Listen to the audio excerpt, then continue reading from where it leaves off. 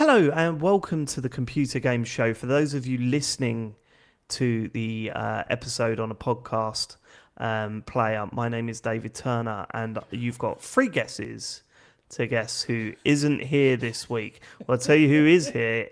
You can hear him laughing in the background. It's Sean Bell. Hello. So if you had Sean Bell in your head, you will be wrong. So please turn off the podcast now. If you had Matt Murray in your brain there, well, then you would also be wrong. Matt Murray, you're here with us, aren't you, Matt? Hello, I'm here. And if you had James Farley down, which I'm assuming is the majority of you, you will be correct. James Farley is not here. It's a 3-man show this week. James is having internet troubles, which not many of us believe. Holiday. needs a holiday. He had a big week last week. A big week. Of a box with a red light on it. I'm convinced. Yeah. I put it through one of AI checkers, and they said they couldn't determine whether it was real or not. So that's not all he sent us, was it, Sean? He also sent us a picture of his weather app saying it was windy. It was a little bit windy. Yeah. I do feel. He's like, because of this, and I was like, because of what? Like location where you live, weather. Like, I'm confused. I do feel for him because he hates us taking the piss out of him over this, right? Like he hates it, and we will take the piss out of him. That is going to like we will take the piss out of him over it, and the fact that his internet has gone down just a week after we were pointing out how low his attendance record is for this year. I think we need an update next week. Yeah. I can't remember the name of the person who did it last week. I'll have a look at feedback again. But we basically need a date. We need a date in like a live spreadsheet because it's going to be constantly changing. I mean, one of us, it'll be constantly changing for one of us. The rest will just stick where we are. But shame, real shame. Let's thank our Full Nels crew, shall we? We'd like to thank our Patreon producers this month. They are Aaron Patrick, the QuickBooks chap, Simon Nelson, Moomin Biscuit, Trans Rights and Human Rights, Dave Ernsberger, Colin Brown, Gasman, Rocketman76, Smooth Monkey, John Tempelli, Jackie Sniper, Sam Higton, Thomas, Stan, Philip with an F, Cutty, Steve Lee, Jack Oven, Grey Dragon Claw, Colin the Car Wanker Smith, Lee Keybottom, My Dog Skip, Dean, Evil Mammal, Don Whiskerando, Sir Resner of the Savage True North, and Boza Karma. What a crew we've built. Like, what they are, the new Avengers. They are. I think we've done that joke before. Right? We've done that joke before? I don't think we have. Oh, good. Okay, then the new Avengers then. There's far too many of them. They've all got 2 films each before they all come together in a fantastic... Right, okay. James, are you in the Twitch? I think James is in the Twitch. Okay. Usually he's in the Twitch chat, like chatting away, and I'm just thinking, no internet, is it? No internet. If you would like to support the show, we promise you, James is no longer getting a cut of the money. It's patreon.com/TCGS. I am, of course, joking. I know that because if we say he's not getting a cut of the money, we will lose so many of our Patreon subscribers. Yeah, that's true. Actually. Ironically, we'd end up with even less.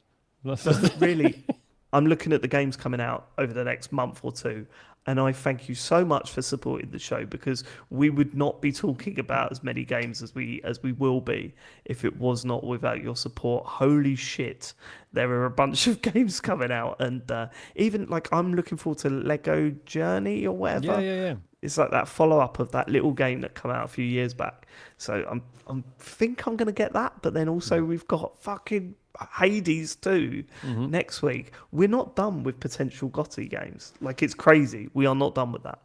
Patreon.com/TCGS if you would like to support the show. The Tatan Park run, it happened. It is over.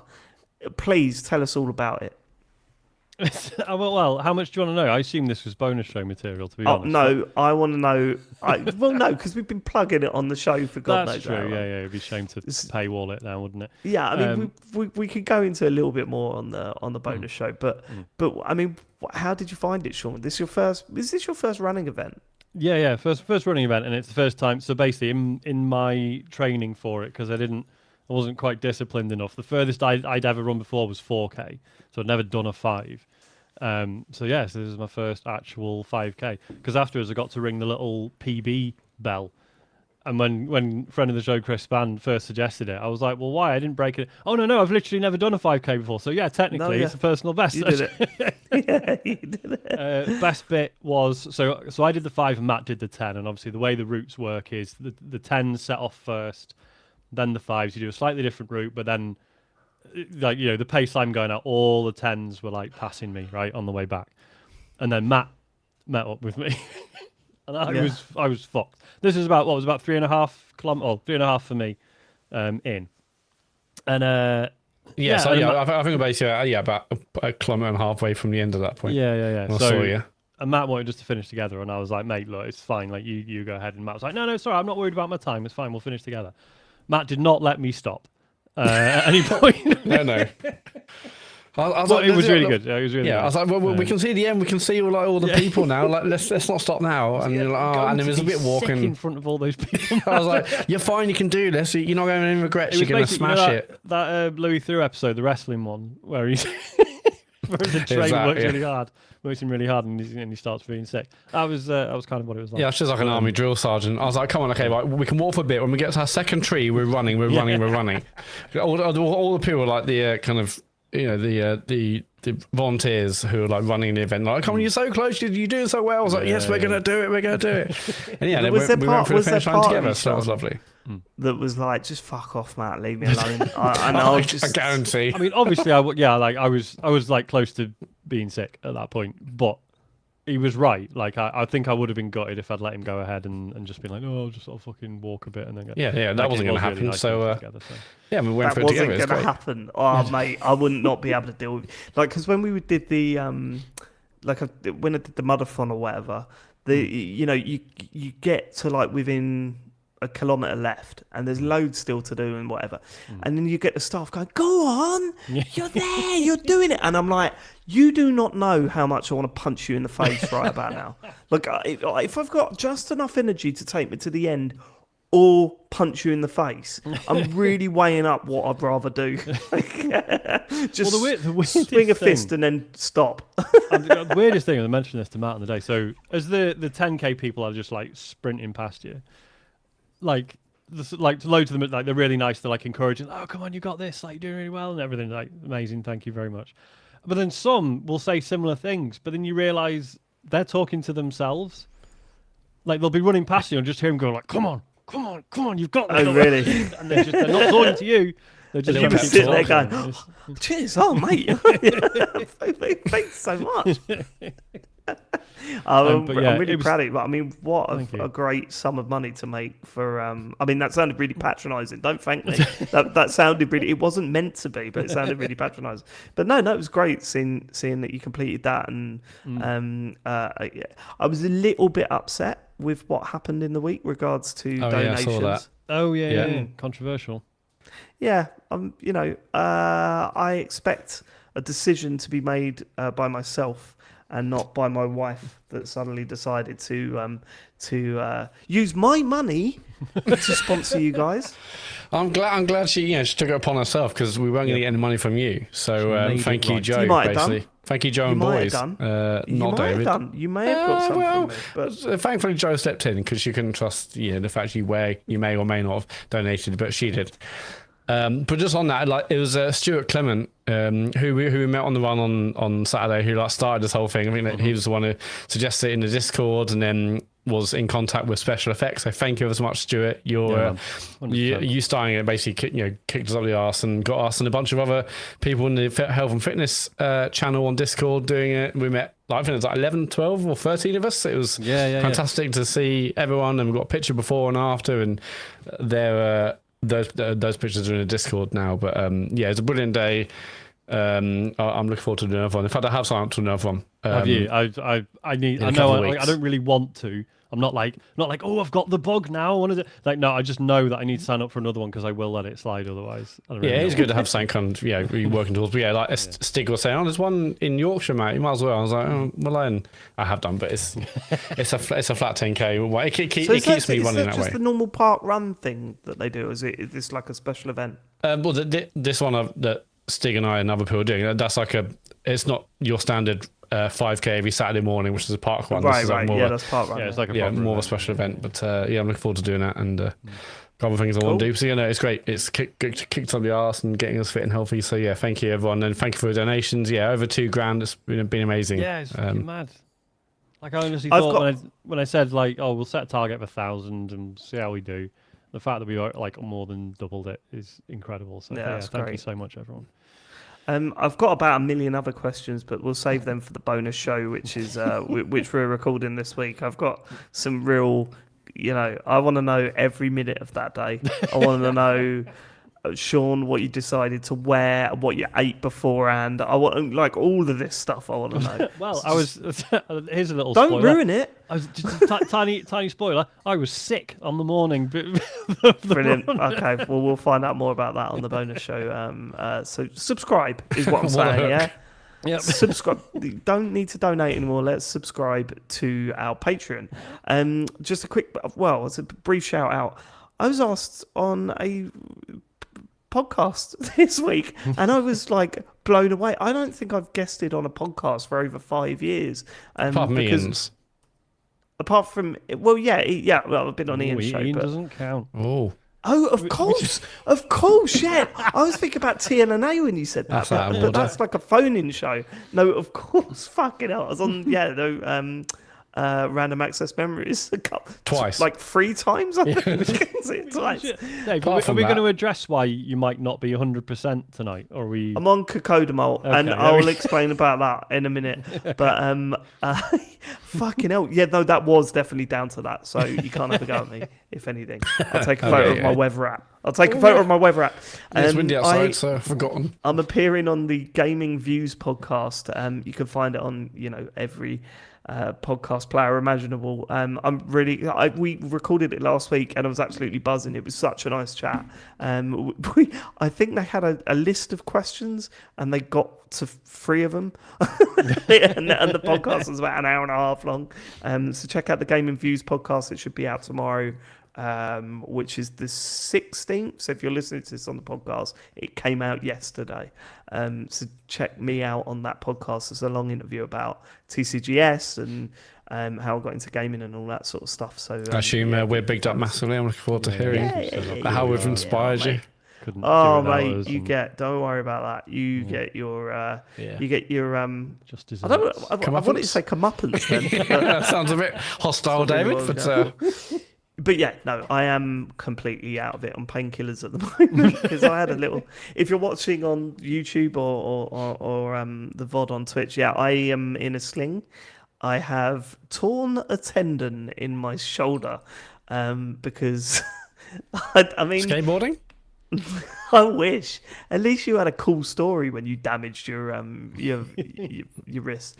No, I went to the pub on Thursday, just a couple of pints because I was late getting there and it closed at 11, so I definitely wasn't drunk.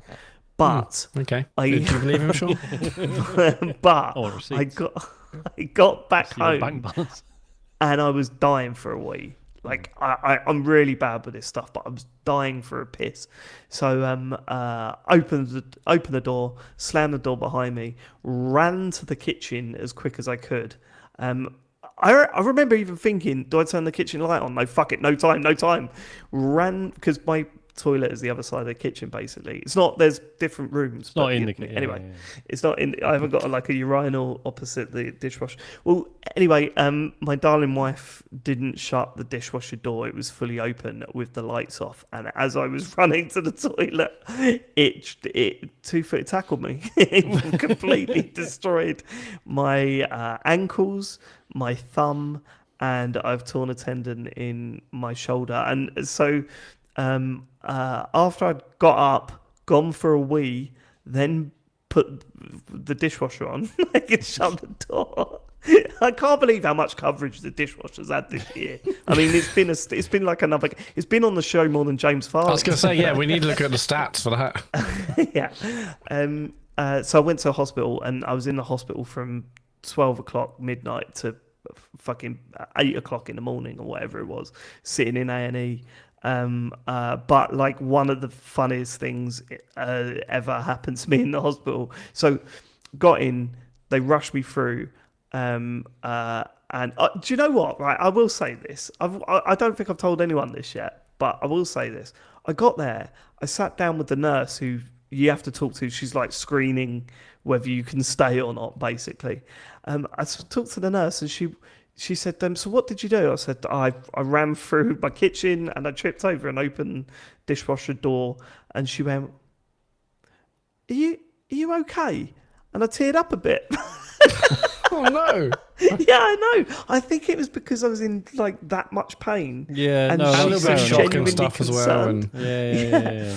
Because you realise the answer is no, I'm fucking not. I know, and I don't usually say that. Yeah. And so she was like, "Come on," and she put me on morphine and had X-ray and everything, and then just put back out in the waiting room, and I was there for. I mean, it was depressing how long you're there for. You know, you're just sitting there staring at a wall. You got your headphones?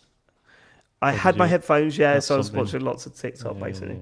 And, so anyway, about 4:30, the doctor walks out into the waiting room and goes, "David Turner?" And I go, "Yep, me," and follow him into the room. This is totally true, by the way. Following him to the room, and he goes, "Right, take trousers off." And I went, I said, "Sorry?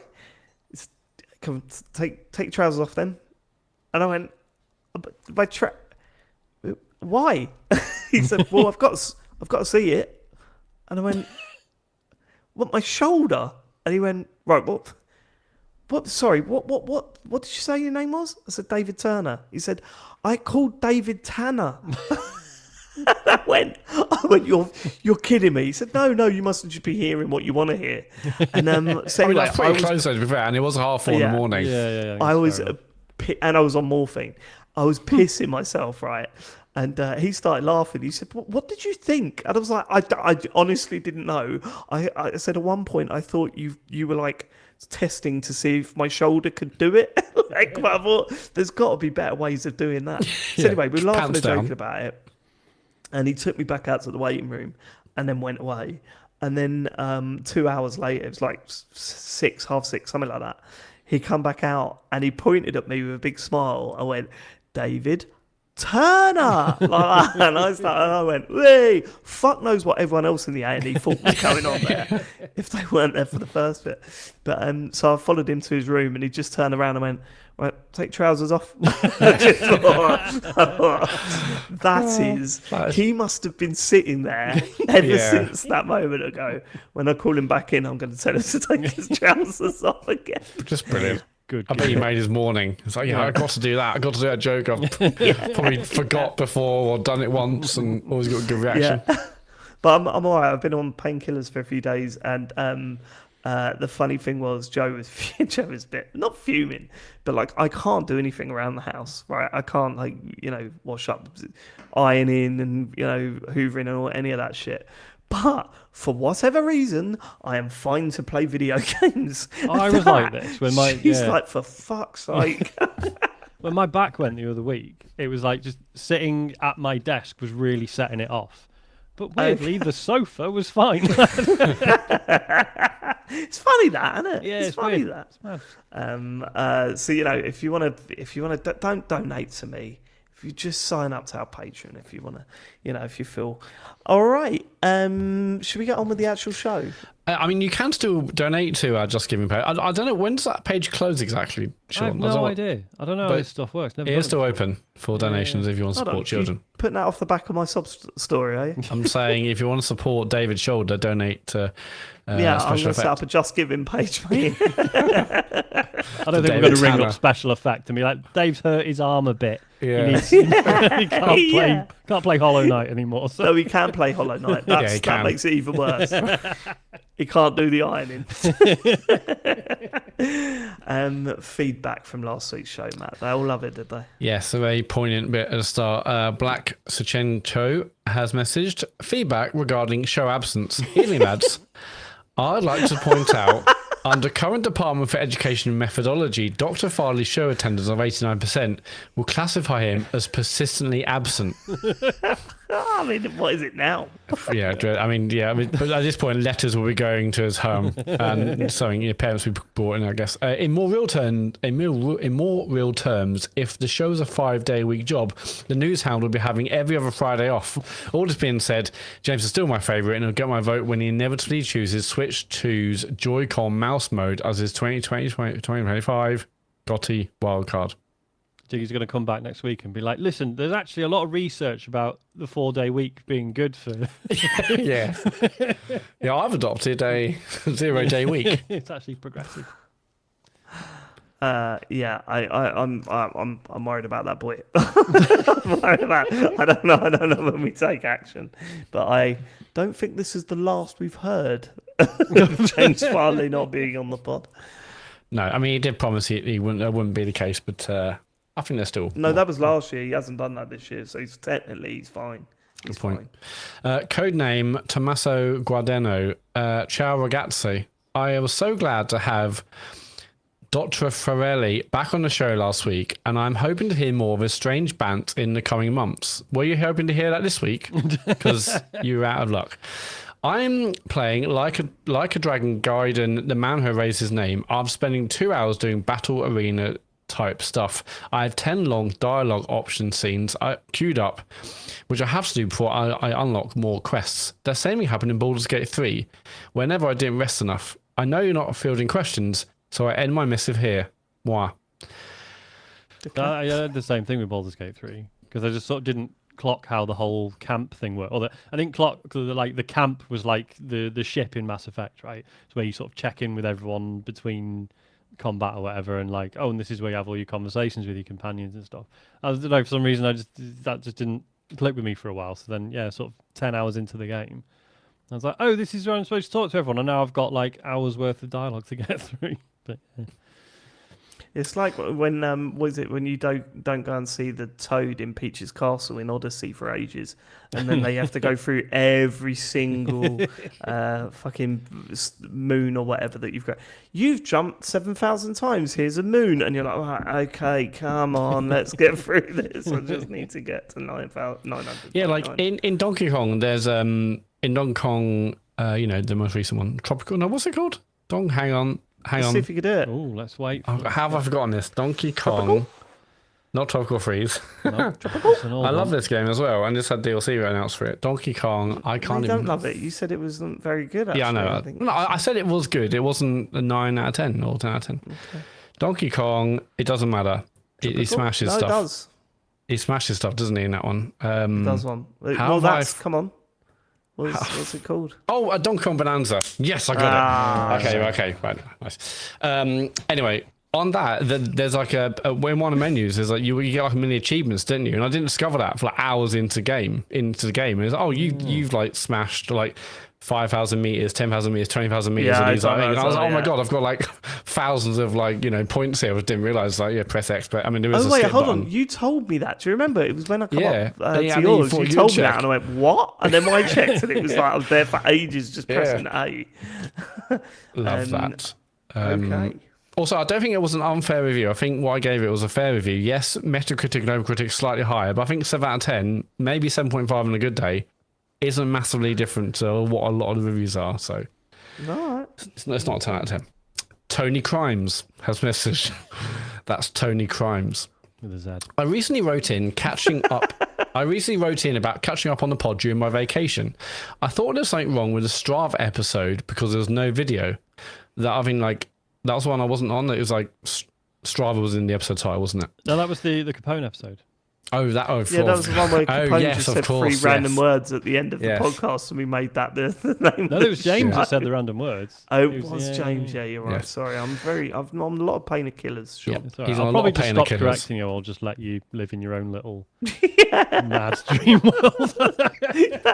And then you realise that I've been on a 45-minute rant about a video game that never existed. Anyway, I thought there's something wrong with the Stripe episode because there's no video. After skipping to the next one, I learned it was on purpose. I decided to save the Stripe episode for my flight home. Unfortunately, I started the flight reading a book that made me cry quite loudly. I then followed this up with the Stripe episode and spent the rest of the flight bursting out into laughter. The people I was sitting next to looked at me like I was absolutely mental. Anyway, thanks for making my vacation so enjoyable. Keep up the good work, lads. From Tony Crimes. Good stuff. Thank you. Yeah, I don't think I can listen to I mean, on flights, I don't think I'll be able to listen to something if I'm like dying of laughter. It's like sometimes embarrassing if I was doing it, getting like a very small, like, train to work. But yeah, imagine it's like a 3-hour pod where you're laughing very an awful lot. small train to work. Well, I was going to say short one of those train. ones that you see in the park Just- and you yeah, you stand sit on it, like yeah, sit on you the Yeah, top what of do you it. call them? I was going to say monorail, but like... what do you think is worse? Someone obviously listening to a podcast on the train or whatever and laughing at it a lot, and that's quite irritating. Or is it worse if they then pull their earphones out and go, "Sorry, it's really funny because I'm listening to this podcast, right?" Where they start trying to explain it. I think I've learned that you just cannot talk about podcasts you listen to anyone. No. Like, I think it's so personal that you trying to turn around and go, "Hey guys, there's this really funny podcast, right? And what they do it's all about what trainers guys, you right? would take And on." Yeah, it's 4 white guys, and they've got the same. They've got the same guests like that's on all these podcasts. And the idea is, what trainers would you take on holiday? And the stories that brings out is. The kitchen utensil content. I mean, famous come comedian, on. and what he does is he talks to other famous comedians, and it's all the ones you've yeah, you've heard them. You've heard them. All right. Luke Summer Hayes. All right, lads. Dave made a throwaway comment this week about approaching Gotti season. This reminded me of something I've been thinking about since January. You see, I like to re-listen to all the TCGS Gotti shows in the run-up to a new one over my winter vacation. It was one thing in 2020 when I had 5 to listen to and COVID meant I was alone hiking in the mountains. These days I live with my fiance. This year will be the 10th TCGS Gotti, and they're pushing 4 or 5 hours each.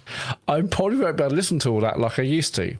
Rather than let the tradition die, I've done something insane. I've edited them all into a 12-hour supercut of all drama, no filler. I cut most of the game descriptions and the votes so it's quick and painless, just leaving the gold from Titanfall 2 and Night in the Woods to Dave's Cyberpunk bluff and James's Larmo. It's all in there. And Luke's actually given us the link to this. So he says, feel free to post it on the feed or share it on social, do whatever you want with it. I myself will probably listen to the whole thing while climbing a mountain or whatever at the end of December. That's incredible. That is 12-hour supercut. I don't know if I've got it in me personally. It is, but all drama, no filler. So I beg your pardon. There's no filler. None of that games criticism nonsense. This is the same argument I had with Sean over truncate silence on the podcast. Sometimes the slower bits are necessary to make the punchy bits more punchy. Yeah, it can't just be all punch. It can't be all punchy. Silence mate. can sometimes be your friend.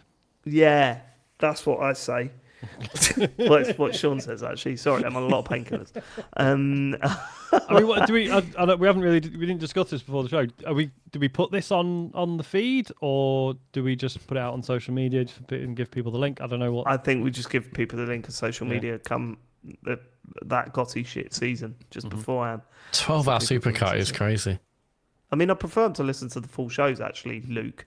Yeah, so trying to steal our listens. Yeah, you're trying to monetize this. Well, that's why we should put it on our feed. Oh yeah, good point. He's point. stolen our content, so it's fine for us to steal. Yeah, and we'll put it on like a Patreon feed and charge $29.99 for it. Thanks, Luke. You're the best. We'll chuck him a tenner, it's fine. Okay. PS1 Hagrid has messaged feedback on the Sony hard drives going back to 825 gigabytes. Absolutely shit situation for sure. If I was a betting man, the boards with the storage are probably exactly the same, but they've widened the tolerance of acceptance on the boards to build more stock to sell. Intel do this where technically every CPU is an i9, but basically want to don't meet a target during manufacturing or downgraded to i7, etc. Standard practice, but still shy for consumers. Anyway, your life is ever so slightly different now. On PS1 I Hagrid. didn't know this was a thing. I think I always just assumed things were made and they either worked or didn't. I know for chips and stuff like that's the case because Apple do something similar with phones and other bits, but like Is that? I mean, I'm probably wrong, but I didn't know that was the case for hard drives as well. But yeah, so I assume they come off the production line with just a varying number of bad sectors or whatever. And yeah, usually the tolerance is like, well, no, this is supposed to be a gig or whatever, a gigabyte, not a gig. It's like broken biscuits. Like broken biscuits. Yeah. Yeah. Exactly. Right. Yeah, I should have just said that. I can Sorry. make that a big thing. Yeah, cheers, man. I just cut to the chase. No filler here. I want to make that a supercut next year. Yeah, fucking better. Yeah, like broken biscuits. That's an episode title. Write that down. Folk wisdom, that is. Alright, is that it for the feedback? Yes, if you want to leave us feedback. Oh dear. What? It's just clicked what we've got next and we haven't discussed. I assumed I was reading them out. It's yeah, fine. okay. If you want to leave us feedback, sorry, go to tcgs.co to leave your feedback or question. News, James Fire. Oh no. Oh, He's not arrogant. I mean, I've had no time to prep, but there's only like 3 or 4 stories, so it's fine. James had loads of time to prep and it doesn't look like he's really prepped. I mean, a recommendation, just list every fucking game in the direct, Sean. That's not typically what happens. Yeah. I didn't say, do you want that one? Hours. No. Oh, well, fucking what are you talking about? This is bad. This is bad because he's legitimately angry, right? He was like, he started snapping at people in the WhatsApp group and stuff, and he People, said, singular. I suppose you're going to take the piss out of me tonight, and yeah, Here we are. he may not be back next week, is what I'm saying. This has gone too far. Okay, let's go. So, there was a Nintendo Direct. Did we all sit and watch it live or watch it later? Or Not live, I watched it live. later, yeah. I watched it late. twice. I watched you? it live and then watched it when the kids come home from school. Yeah. Well, because it started off with the Peggy 18. I was like, oh well, I can't watch this with Isaac, but it was right at the end, wasn't it? It was the 18 stuff. So Yeah, and I Most of it is showed fine. little bits to wind up Charlie. But yeah, he's everything. invulnerable to horror stuff anyway. He's fine. Yeah, God, he likes, was it Choo Choo Charlie or whatever his name is? Yeah. Choo Choo Right. Trolls. So it Go was on. announced. I mean, this was sort of leaked beforehand, wasn't it? But yeah, so the next Super Mario movie is the Super Mario Galaxy movie. Yes, excellent. Fine. I mean, I don't know what that really means in terms of it being a film.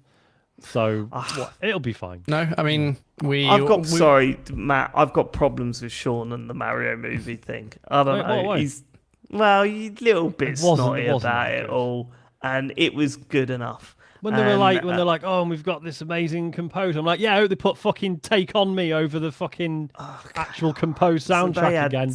Pricks. Take On Me on it, and that's the sort of thing Sean doesn't like. too mainstream. It's a good song. I'm not saying it's not a good song. I'm just saying they composed a song for that bit of the film. And they went, just put a pop song on it for the mums and dads.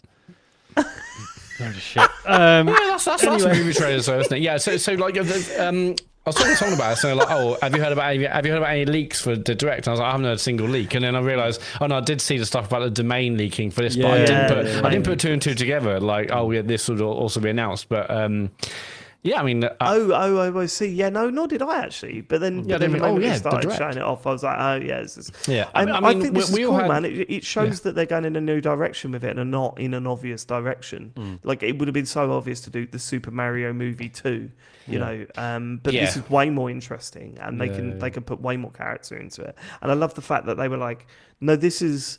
We really wanted to focus the next movie around the story of Galaxy, and I thought, well, the story of all the other Mario games is not even there at all, really, is it? I mean, could you imagine if it was the next movie is the Super Mario Sunshine movie? What? Yeah, he's going around cleaning a. But I think we probably will get loads of them from the various games. You don't reckon we'll get Sunshine? Mario movie.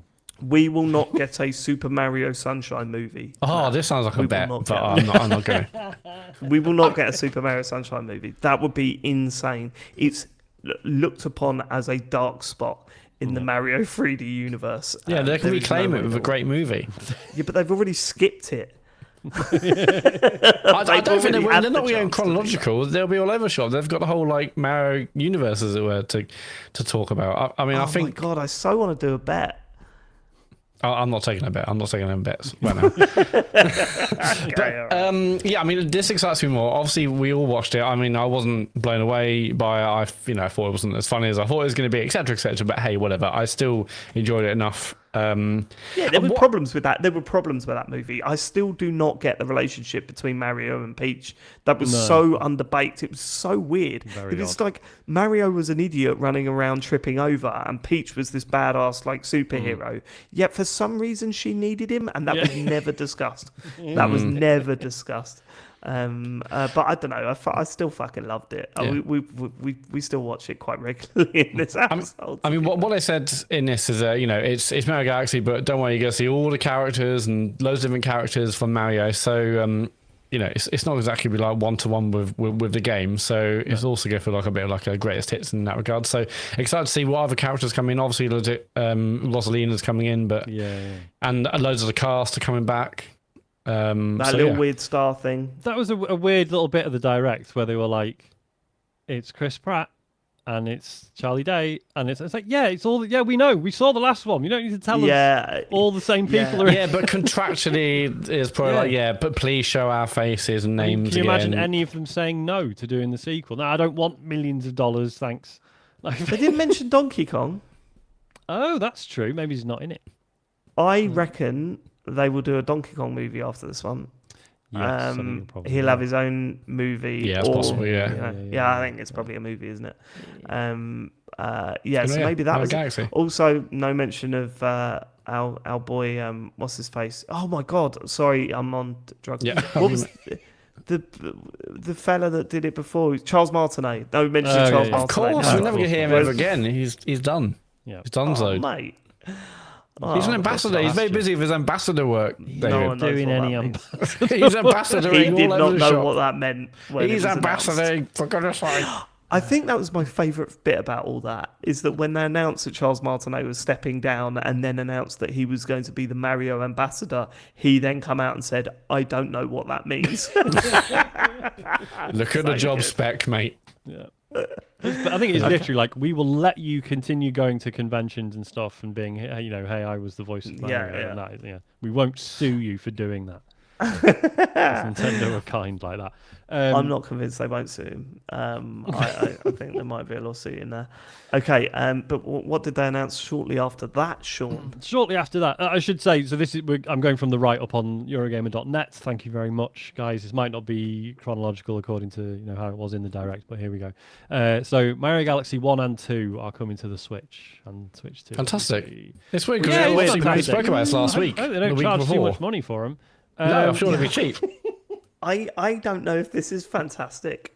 This kind of pissed me off, actually, because Mario Galaxy is already on the Switch. I guess they took it off sale for some I was gonna say, completely weird reason. This is it, yeah. This is the reason. Situation was insane, wasn't it? That was what did they call it again? That pack. Mario 3D All Stars. Yes. You have still got that wrapped up as well.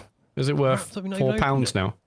Well, I assume it's worth quite a lot because you can't fucking. No, get it's it worth anymore. loads. Yeah, it's like one of the most expensive Switch games now. Yeah. Sweet. Not like so loads. for whatever it's probably- reason, Should have bought 100 of them. They did this collection of ports of some of the 3D Mario games. Weirdly, Mario Galaxy 1, but not 2. There was this weird period of several years where it was like they kept talking about Mario Galaxy and refusing to acknowledge that Mario Galaxy 2 ever fucking existed, which is really weird. And it was only available for a limited time, and it was never really clear why that was, and the whole thing felt very shitty. And now feels even more shitty because so they want $40 each for Mario Galaxy 1 and 2. You can buy them both. I can't remember how much, and I have not researched. 60 quid in double pack. Okay. I mean, I think I saw it for like 40 odd. Was it 40 odd? I saw it on the shop too, physically. Okay. Yeah, the physical ones are coming in cheaper, but Right. I mean, even then, it's absolutely ridiculous how much they're charging for these two games. Especially when you consider, I think it was $50 for 3D All Stars when it came out in America. It was slightly under like a full price game, and that had like 4 games on it. Was it 64? I know, maybe I only have 3. 64. Sunshine and Galaxy. Actually, maybe it's just the 3 games. But like, honestly, charging this much for those games is fucking ridiculous, isn't it? Like, it is ridiculous. It is pretty bad. But what's upsetting is I'm probably going to get Galaxy 2 because Yeah, I'll probably get Galaxy 2. I mean, I don't I want know both of Wii U them, so I probably will buy it physically, I guess. I mean, it's a lot cheaper. Why do you want to get both of them, Matt? I don't get this. What do you want to get both of them for? Because I haven't played Galaxy for a long time, and I want to You've see what got it's it. like. You've just told me you've got it. I'm not opening that. That's my inheritance. That's like, I'm handing it down to Elodie when I die. Wait, hold on. You bought that and you've never opened it? No, I just bought it to keep it wrapped because I thought it might worth a bit, like in 15, 20 years time. Okay. And yeah, but so I haven't played Galaxy for ages. I heard there's a limited edition. I was like, yeah, I'll buy that. Keep it in the cupboard. Come back later. Yeah, I haven't played like Galaxy since I had a Wii, so I want to play it and see if my memories of it are as good as I remember them being. So yeah, because I absolutely adored right now. Galaxy, but I never played Galaxy 2 properly. So to me, 30 odd quid or 32 quid or whatever it is for Galaxy 2 might actually be worth it, but that doesn't mean it's not a piss take. Yeah, no, I'm in the same boat. I'm going to buy it because the kids are going to want to play it. I'll play it. I never actually played back Mario Galaxy 2. I was fucking done with that console by the time that game came out, so I never actually played it. But it is a ridiculous amount of money to ask for, especially when some of the games that have come out recently have been, so critically claimed at nowhere near that price point. It's come on, this is a really old game at this point, and you are taking the piss out of people. But they made it 4K. And they have for those of you that have bought the 3D All Stars like myself, we are being punished because it is cheaper to buy them together, but we already own one, so you've got to pay full price for the one that you don't own on the Switch. It's like, fuck off, Nintendo. Come on. It's just such a slap in the face. It pisses me off. No, but I'm going to enable it by buying Galaxy 2. So and there's there's also new pages of that book. Oh yeah, there's new pages of the book. And there's a physical book that doesn't have the new pages. Yeah, that's that. Yeah, So there's new pages of that book in the game now. To why not? Is it the game from Galaxy 1? Is it? Is it because I know there's a book in Galaxy 1. Was there a book in Galaxy 2? I don't know. I Okay. can't remember. Right, I think it's from 1, right? But the fact they're adding extra pages to the game and then also releasing it physically, but the physical one does not have the extra pages. I was like, why not? That's the first of many times I was watching this thinking, like, what is happening here? Yeah. Bit strange. That's Nintendo for you. Which I should have said, this was all part of it's 40 years of Mario, which I should have seen coming because I was born in 1985. So I probably should have realised this was going to be a thing. But you were really little then, so... No, Mario came out fully formed. I was just a tiny baby. Okay. That's how it works. Yeah. Mario Tennis Fever was announced. I don't know. I was shitty about this when it started. I was shitty about it. Actually watching it the second time, I thought, looks like they've put more effort into this than they have previous Mario Tennis games. Stuff looked really good, I thought. Because I can't remember what the last one was called that was on the Switch. But it was pretty underwhelming, wasn't it? Something? It was. It was so frustrating because it wasn't a bad game of tennis, but then obviously it had this Mario Tennis Aces. Yeah, that's the one. That's it. But then it had the stupid power moves in it that just meant you could charge up a meter and then just press the win button. Yeah. Maybe people who've played it a lot more than me were like, oh no, actually technically that's not how it works. That's how it felt to me. And I stopped playing it. It was quite funny because, Charlie is at an age that he will get excited over pretty much anything that they show on a Nintendo Direct. Like James. Like Nintendo-wise. Nintendo-wise. Sorry, I'm on... you're on? Okay. Nintendo-wise. Nintendo-wise. Nintendo... Sorry, everyone. Nintendo-wise has been written down. Right, done. So if it's got like Mario in it, he thinks it's going to be the greatest thing. If you see something that he doesn't like, which is usually like an anime based, like a strategy game, he goes wah wah when that comes on. Brutal. But he was like, it was quite funny seeing him forcing himself to be excited about this when he went 12 fever rackets. Charlie, you don't know what that is, mate. I love that when they showed like the adventure mode, and it was like Mario and everyone else has been turned into babies. Yeah, I didn't get that. I was like, why? No reason. at all. It doesn't make any And sense. because they've got to like relearn their skills. Yeah. Oh, yeah. Right. Yeah. You cannot beat their excuse for arms, though. That is the least effort they've put into a story. Do you remember What that? was that? No, go on. So they said they released like a message saying the law of arms, and it said one day people woke up with long arms. Some of those situation people has decided occurred. to, yeah, it was definitely a situation has occurred thing. And then it said, "Stay tuned for more law on arms," and it never came. It never came. And some of us have been waiting ever since that day. Yes, we have. Yeah, I mean, yeah, I saw this and I looks thought it fine. looked good. I mean, even though the other one was underwhelming, I think I said to you like on WhatsApp at the time, like every time I see a tennis game, I always look at it through the lens of virtual tennis, which I love so much on Dreamcast. And I'm like, and I guess something like that. I think about Wii Sports. I'm like, oh man, tennis games are brilliant. They're not always brilliant, but this one looked better, and I really would love it if there is genuinely a brilliant tennis game available when Mario characters. Why not? Also, you can use like motion controls, can't you? So You can. maybe it's I as don't know good if as that's- Wii Sports, guys. Yeah, Maybe it's I don't happening. know. Yeah. We'll What see, kills me, I Matt, guess. is that you didn't play the top spin tennis games, did you, on Xbox when we were all No, playing them? online? I played a little bit like when May had it, but no, I wasn't into it like I was with virtual tennis. But they were. That was as close as we've come to something as good as virtual tennis. I think it might have been better as well, actually. Whoa. Yeah, no, seriously, like it was. I'm a massive fan of virtual tennis. Like I could play that all day, every day. I fucking love that game. Yeah. But yeah, no, that shit. I've got one of those arcade sticks upstairs that are loaded with games. I might try and see if I could get virtual tennis running on it, because that would be a whole weekend for us, wouldn't it, Matt? Oh yeah, if we spend a week in the that's it. Just that's all we always play. Virtual tennis, that's it. Done. Yeah. Okay. Then we had Super Mario Brothers Wonder is getting some DLC called Meetup in Bellabelle Park. I got nothing from this. I wasn't. I mean, the actual Super Mario Bros. Wonder is fine again for me. I'm sure James was probably screaming at his headphones saying if you're 100%, you would get it. James was with us. I think we're all a bit cool on this by the end, weren't we? It wasn't as good as we were hoping it would be. Mario Wonder. So and it's important to note though, they see it as a big title because we had this. We also had the those talking flowers from Wonder. They were characters in Mario Tennis Fever. Yes. So clearly they're pushing this stuff.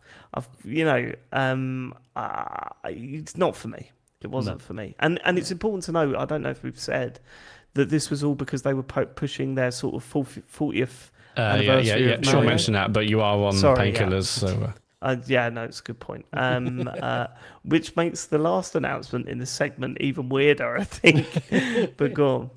So, yes, then they announced there's a new Yoshi game called Yoshi and the Mysterious Book, which looked all right. But I thought it looked gorgeous, the actually. way I it was thought it looked lovely. presented was so strange, though, in that it was just explaining the most rudimentary mechanics of it in the slowest way possible. I don't know, I just found it really odd. I'll tell you why.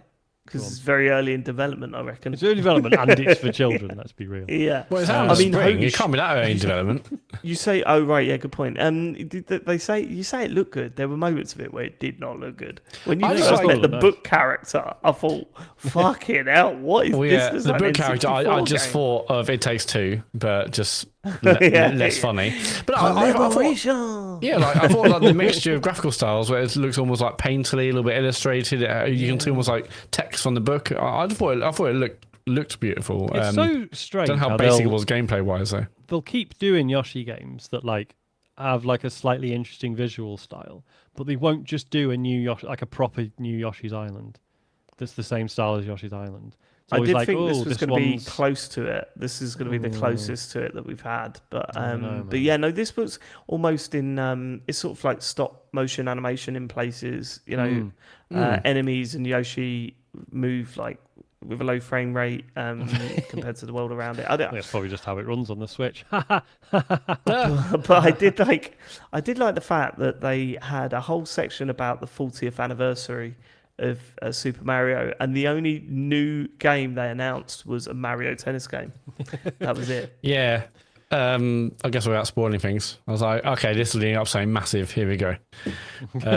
Okay, why? There's correct me if I'm wrong. There hasn't been a free. There hasn't. What? What's that? Water bottle. Yeah. I've been disturbed. Yeah. It's like water bottle. Yeah. Anyway, what? There hasn't been a 3D Yoshi game, has there? Proper 3D, no. No, Yeah. there I think that's a bit weird. I was thinking, like, man, like, what if this could be like another Donkey Kong, but like they, taking a 3D and like they did with Bonanza. But he's there's never always been one. 2.5D at best, isn't he, Yoshi? I wonder why. It feels like there's a potential there, but Not if you went on the fucking top of Peach's castle in Mario 64, boy. Oh, that's true. He was out there, wasn't he? He was. Sitting yeah, about. but Appeared in a little Odyssey more as than that. well. a little bit more on that. No, I think I don't feel. I mean, they've obviously investigated it. You're not going to like do this like 40 odd years without saying, "Oh, what would a 3D Yoshi game be like?" But I guess they haven't been able to find a hook that makes it make sense. But Yeah, Well, I mean, she's Ben's just- pointing out in the I- chat, he is in Galaxy 2, but it's not the same.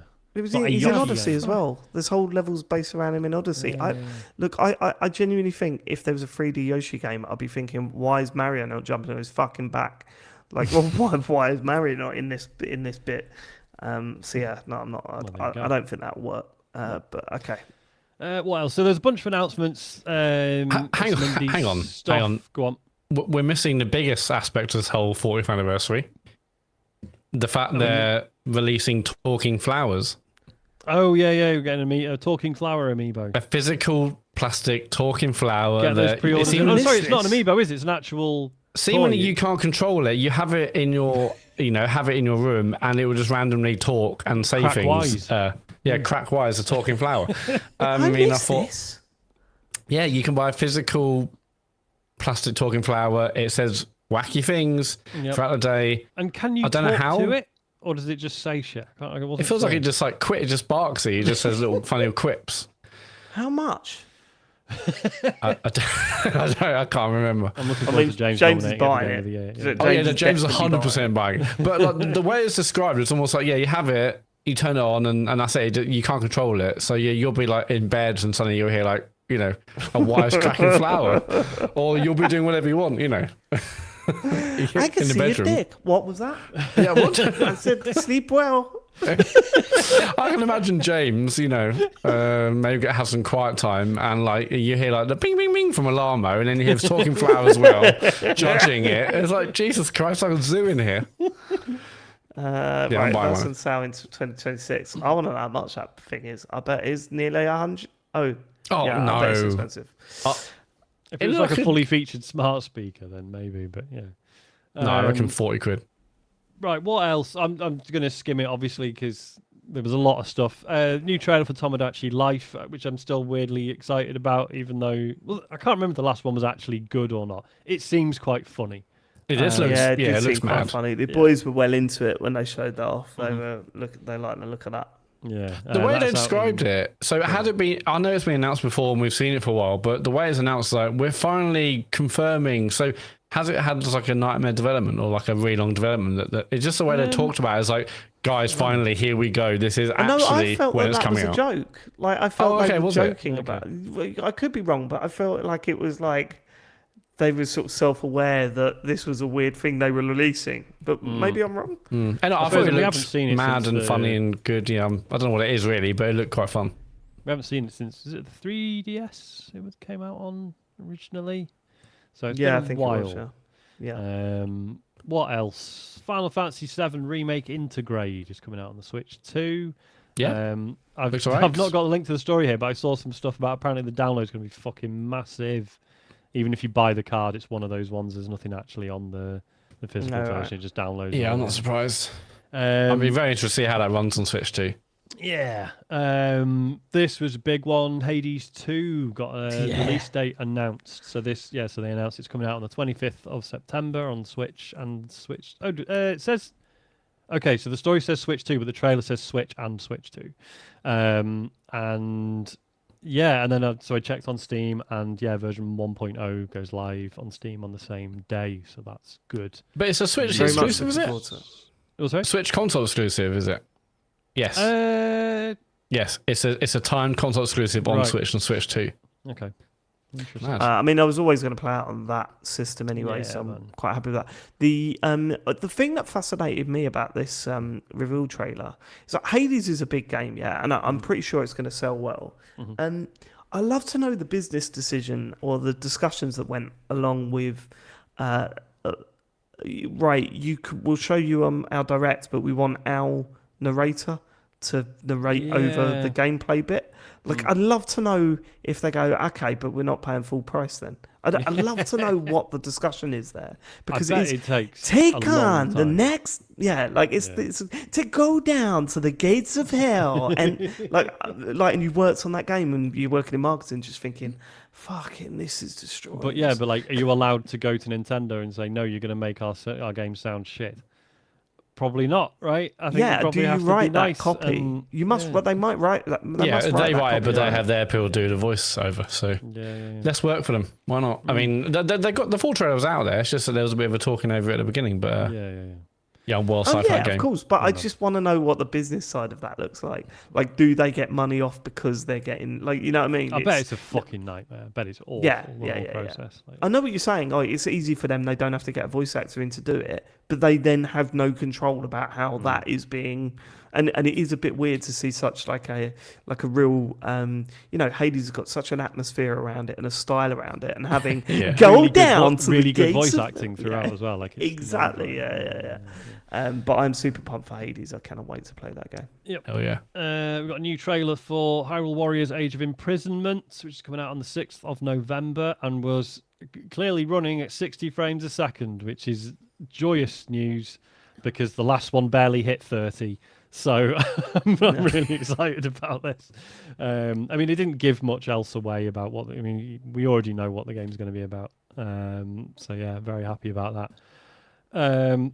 We then had the announcement that the Virtual Boy is coming to the expansion pack, the Switch Online expansion pack, including a plastic replica of the Virtual Boy that you can put your Switch or Switch 2 in and play the games in stereoscopic 3D as intended. There's Which is also really a cardboard one. Yeah, there's a cardboard version. There's a cardboard But version. That's really cool, I thought. Because when I It first is. saw it, I was I like, adore how's it. this going to work? Sort How's of, it going to be 3D? It can't be. And then, when they said, it can be with this replica of the actual Virtual Boy, where you like just put the Switch console in without the Joy-Cons, and then you look through the. I thought it looked cool as hell. And I don't know if I'm going to be. Was it how much? Like 60, 70 quid or something? Yeah, I don't know. 70, I'm not sure I we're think doing 70, that, but 75. I'm buying it it. did look cool as I'm hell. 100% buying it. Oh, Dave, come on, really? No, this one I am 100% buying. All the Okay. games are free, and honestly, it is so fucking weird that Yeah, it I makes know, Really really good. cool. It was like it failed for a reason, right? Yeah, God, it was a dreadful system. Scientology is saying it's £66. Okay. Bargain. I mean, it's just like a weird bit of. It's just a weird bit of like hardware, isn't Yeah. it? Like, Just to have it in the house. What the fuck is that? I don't really know would be the answer.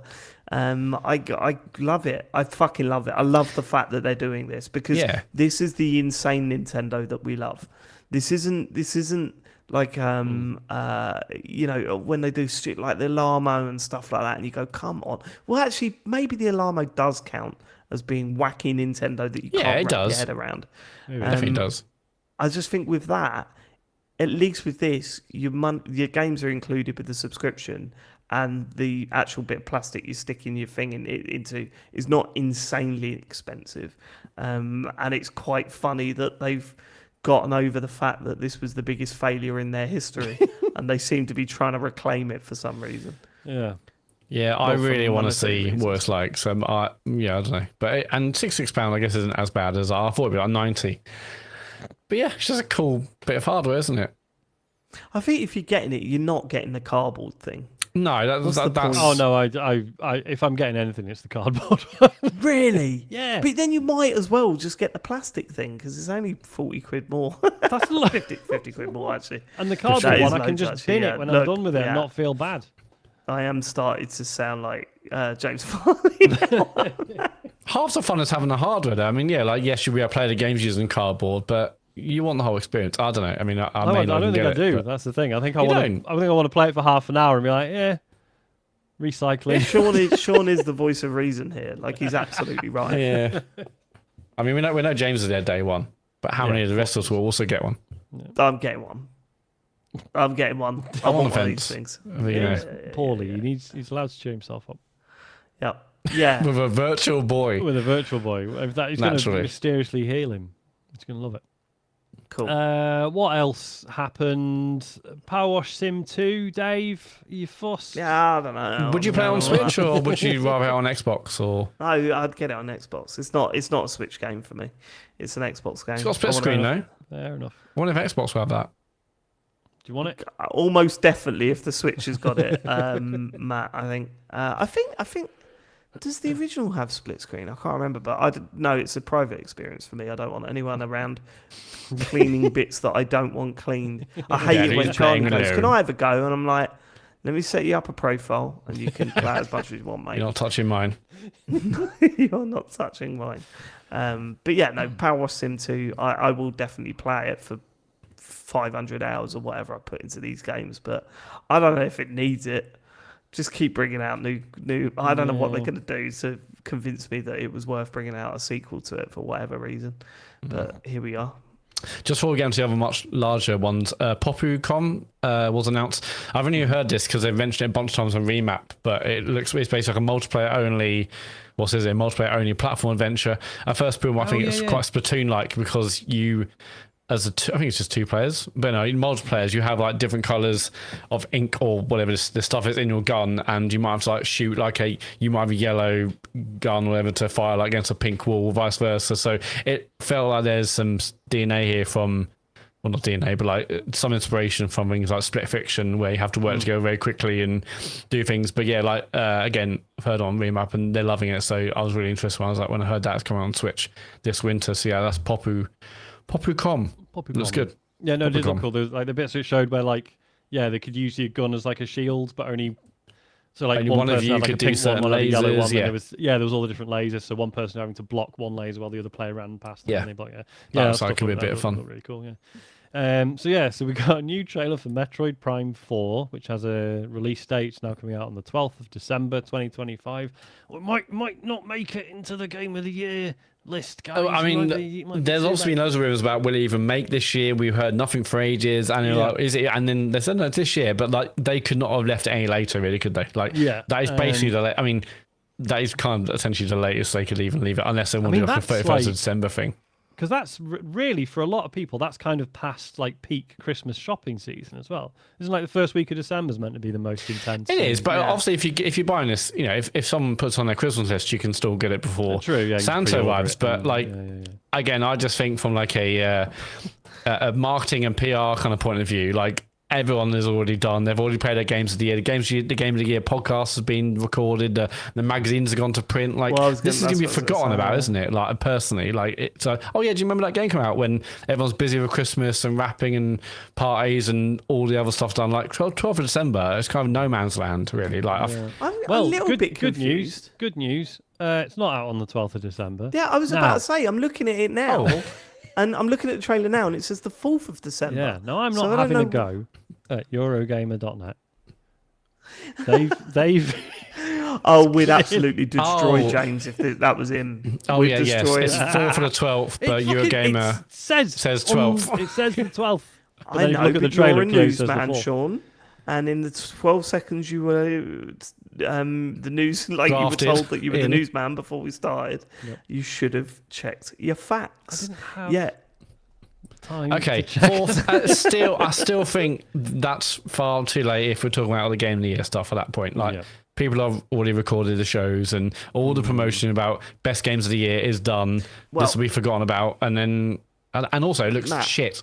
Yeah, I was about to say, I don't think we're going to have to worry about this being in the game. The desert thing, I was like... Because this was so strange, wasn't it? So they revealed that Samus has a big fucking motorbike in this, which initially I was like, that's silly, but it's quite funny. I'm basically on board with it. And then they showed her driving across like an open world bit, and it's the most barren environment you've ever seen in a video game. Yeah, it's It looks dreadful. It wasn't Yeah, great. this was game it? looks shit, right? It does look shit. It looked better when they got into that much more standard Metroid stuff. Yeah. Towards midway through a trailer. It's like, okay, this looks a bit better. It looked definitely better like a barren desert. But still but not the next what I thing they kind of. showed was loads of wolves running around and some occasionally jumping at you, and I was like, "That looks crap." And I don't know. Look, I mean, I hate being down on this game because I've legitimately been really down on it ever since they first showed it off. But I think this is like. I hope I'm wrong because I want all games to come out and they're brilliant. This looks absolutely appalling, and I don't know how. And what I said to Sean in the week was, if this was an incredible video game, then the marketing team need firing because they have shown utter dross. They've shown nothing that makes me think this is going to be great. And I do worry that this will be the end of the Prime sort of branch of Metroid, and they go, do you know what? Let's just focus on Dread style. I mean, 2D Metroid Dread was games. amazing. I love that game. It was Really good. good. It had problems. It was good. Oh, I love that. Yeah. Yeah, it was good. But like, I enjoyed what I played of Prime, the remaster last year or the year before. I enjoyed playing that through.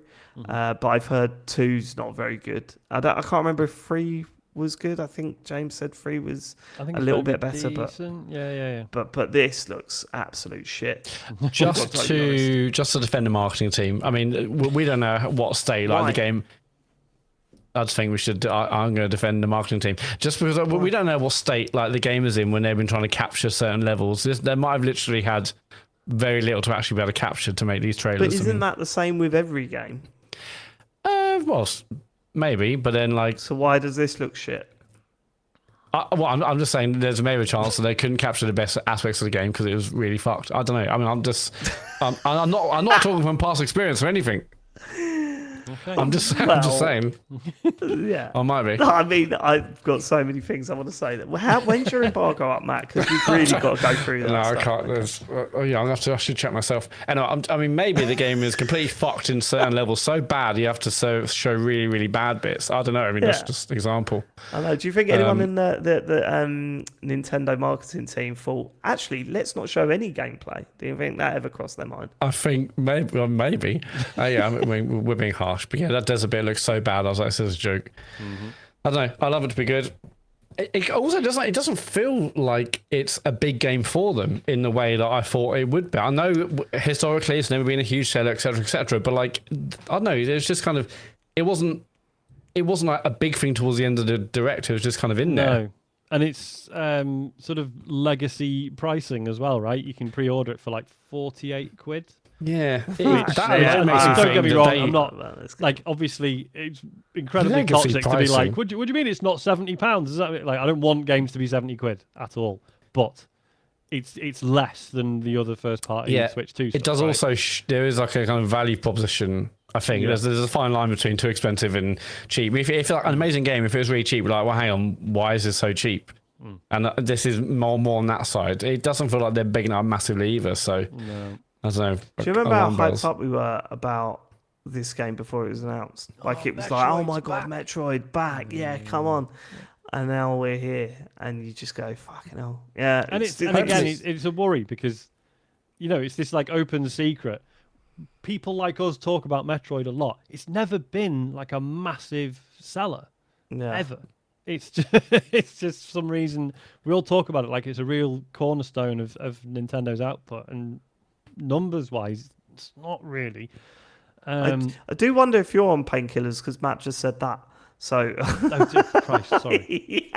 Jesus. Well, the amount of times I've done that over the past few weeks, Sean, I wouldn't worry about it. But let's see. Look, you tend to get, when you follow marketing like we do, and game announcements and stuff, you tend to get a feeling for a game that isn't going to quite land. I remember saying before Cyberpunk come out, I remember going, I'm really worried about this game. I'm thinking that it might not be good, and of course it come out loads of problems. You sort of get a vibe, and I'm really feeling it with this that this isn't good. Well, weren't we pretty hyped about Cyberpunk when we saw them trailers at EGX that year? the first trailers, but if you go back and listen to a few weeks before it come out, All right. I was expressing my fears about the state of that game before it launched. You get a vibe. I've got a vibe from this game that is not going to come out in a good state. It's not going to be well received. But who knows? I mean, It is rare that when you get that vibe, it comes out and it's really good. But I could be wrong. Yeah, hopefully it's just it's just been presented poorly, and actually, when you get your hands on the pad, it's good. But I don't know. Right. So hopefully. Donkey Kong Bonanza is getting DLC, or got DLC, right? Because it's already out. DK Island and the Emerald Rush DLC. I didn't really follow because I haven't played enough of the game to be like, oh right, you can do this now. Like I didn't really. Yeah, but they basically built like a roguelike, haven't they, in this game now? Okay. That's what Emerald Rush is basically. You start with 0 abilities and you collect abilities on your run. And so everyone's different, and you're trying to get a certain amount of emeralds you're smashing around the map. But it's like, okay, they've actually kind of created a roguelike game from this game. So I don't know. I mean, like I said, I thought the game was good. I'm probably not going to rush out and get DLC. And it's quite expensive, isn't it? Didn't James say it's like pretty pricey? 20 quid, I think. I've seen people kicking off saying it's pretty slight apparently for the amount they're charging for it. Yeah.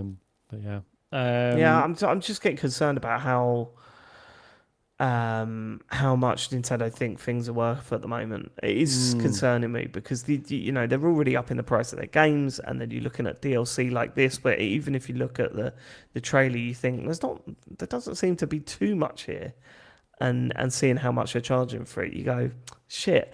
Are we now in a position where Nintendo are just like, yeah, fuck it, pay up or fuck off? Because I don't want to be in a position where I'm thinking. Like, because the kids want everything. Like, Charlie saw this and he was like, yes, come on. And I'm like, I'm not going to spend 20 quid on... There's too much going on at the moment. I'm not spending 20 quid on what seems to be one level and a game mode that I'm not really interested in. Yeah, very weird. What else? There was some Pokemon stuff. There was one that looked a bit like a sort of Pokemon Minecraft game, which I'm going to end up buying for Isaac, I think, whether I like it or not. Yeah. They announced they announced DLC for Pokemon Legends ZA, which is the new one that isn't out yet. Right? Is that right? Yeah, that's true. Yeah. Okay. Mega Dimension DLC, they've announced that, yeah. Brilliant. Dynasty Warriors Origins coming to the Switch too, guys. You're going to buy that? All right. It's a good game. It's really, really good Dynasty Warriors game.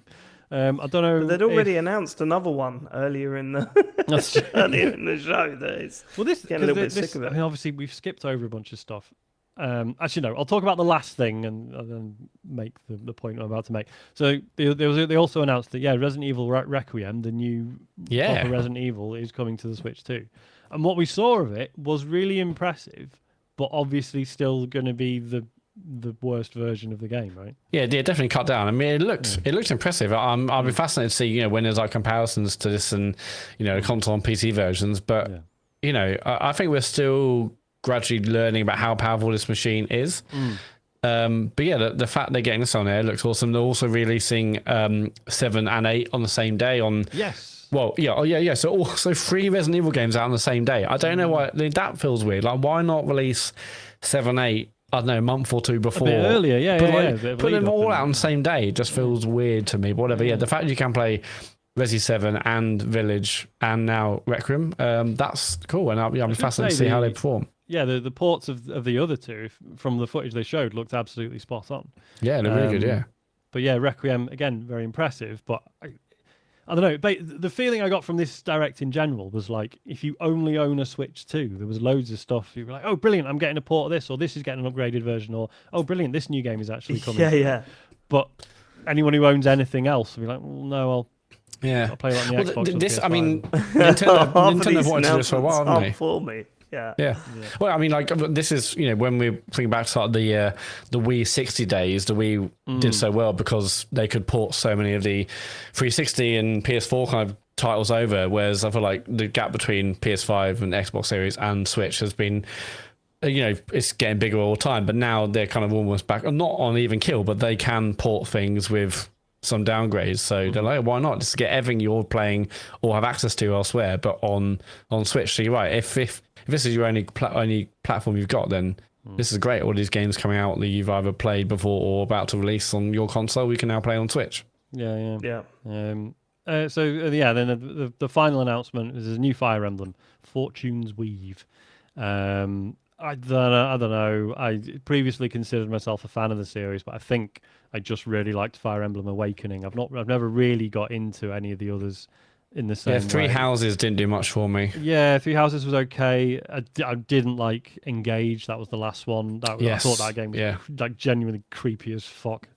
Not in like a horror way, just in a weird like.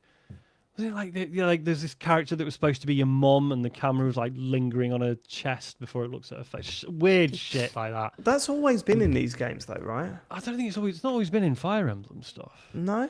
But that was in Engage, was it? Fire Emblem does do this fucking awful trope of like you meet this character who's like appears to be like a 12-year-old girl, but actually she's a 1,000-year-old dragon who can take the form of a 12. Oh, fuck off, man.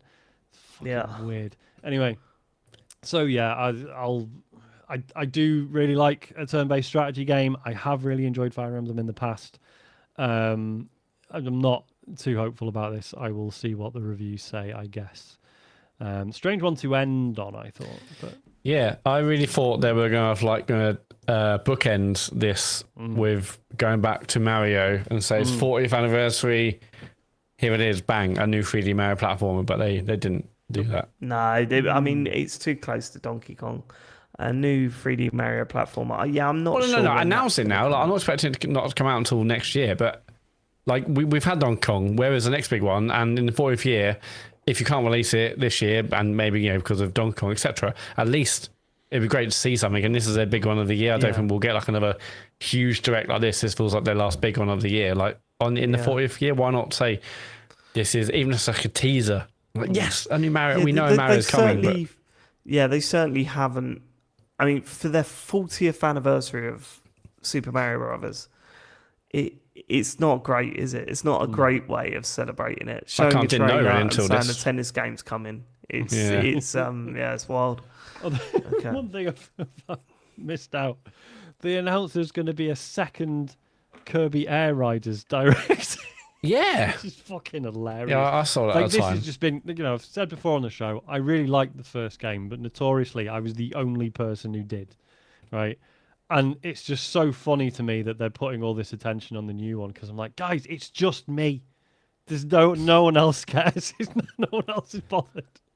Well, that was the point that James made in a WhatsApp group. It's like, it says a lot about their thoughts towards Metroid Prime when they are more focused on Kirby Air Ride than they are Metroid.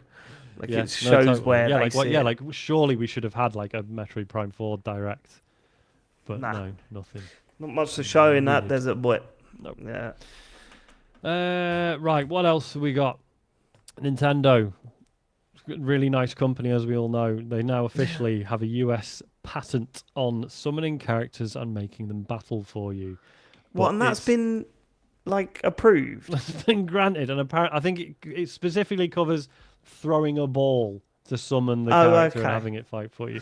And obviously, people are like, oh, well, this is in response to the Pal World stuff. I'm sure I read somewhere that they filed this before Pal World was announced or before it came out. I don't know. But yeah, it sucks, man. I don't like companies trademarking this stuff, because imagine if they'd, the argument you always hear is, imagine if they'd made Mario back in the day and then we're gonna copyright 2D platformers and no one else can make them ever again. Fucking awful, right?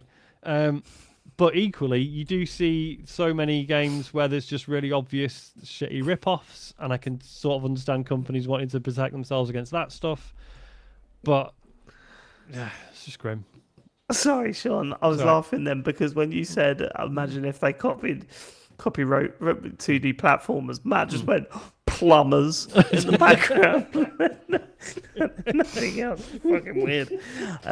No, you're right. I think this stuff gets messy. It's a weird one to sort of focus on. I mean, the way it's worded in the fucking...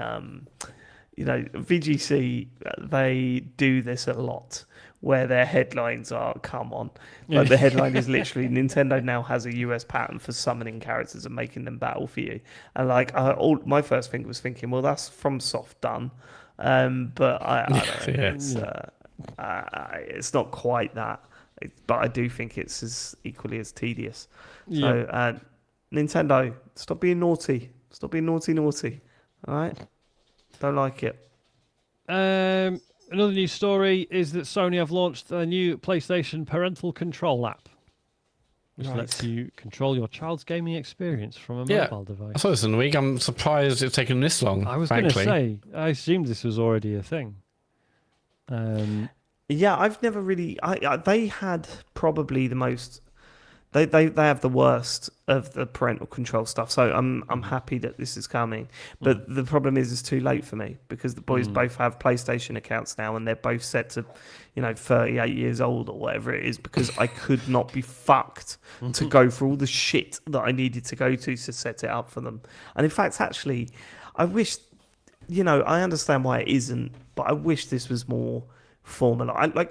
God forbid you're a parent that doesn't know much about technology. This must be a total fucking nightmare. I mean, we do, and it's still a bit of a ball ache. All the stuff, all the Nintendo stuff, and the Nintendo do it in a different way to Microsoft, who do it in a different way to Sony. You need all three apps. Not all of them make sense. All of a sudden, you're locking down stuff you don't mean to, or stuff's open that you prefer to have locked down.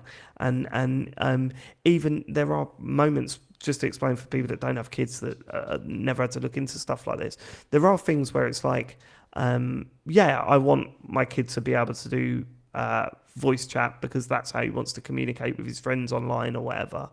But it would just go, well, no, because actually our terms of service says you need to be 14 to use voice chat, and you've admitted that they're 10. So no, you can't turn that on. Yeah. And you're like, oh, fuck off. Like, all right, he's 20 then. What are you going to do about it? Yeah, sometimes I think it would have been easier if I just created like LED, an adult Nintendo one, adult Xbox One, because now it's going to get complicated when, would it count to turn to an adult account? I don't know. Well, will it just do that when her age becomes a certain number? Does it graduate to becoming? I wish I just said, okay, you're 20, and here we go. Like, it's just easier that way because now I'm having to go through all the settings and change this, change that, and it's not easy. And we know how the stuff generally works, so I feel bad for kids whose parents don't, and like, well, you. I guess actually, if you don't know how this stuff works, you'll just get yourself a regular account. Maybe we're like the Venn diagram of the worst because we know enough, and yet we're still like, we're trying to be practical. Whereas if we knew nothing, we're like, fuck it, little Timmy, do what you want on that machine. All of Isaac's accounts are like child accounts, but it has been a pain in the arse. Like there's a mate of his he wants to play Minecraft with, and just trying to get them on each other's friend list has been literally impossible. Like I need to go to his mate's house and just sit down with his parents and be like, right, let's sort this out, because trying to do it remotely, I'm like, all right, well here's my name, and they're like, oh, I think I've added you, and I'm like, no, you haven't. You followed me, but you haven't added me as a friend. It's all that shit. It's just such a pain in the arse. We've been doing this stuff because it doesn't just affect gaming. We've been doing the parental stuff with Harry's joined one of these like online debit card things. Oh yeah. And we've all got an account, but for some reason you can only have one. You can have two parents linked to the one account, but only one of them can be the admin. So I can't actually, if I give him money, I can't take it back if it's done by accident. So Joe needs to take it back and then send me the money back. As that happened this weekend. But what's fucking funny is you can send payment requests to people, and that is open for Harry. So he's been sending me and Joe £1 million payment requests, and we had to sit him down and say, if you keep doing this, they might lock your account down because they think you're scamming people or something. If you had said yes to that, what would have happened? Like, doesn't have £1 million. So I was going to say, but your overdraft would have been insane. But that wouldn't have authorised the payment, would it? I'll tell you what, I didn't want to find out, Matt.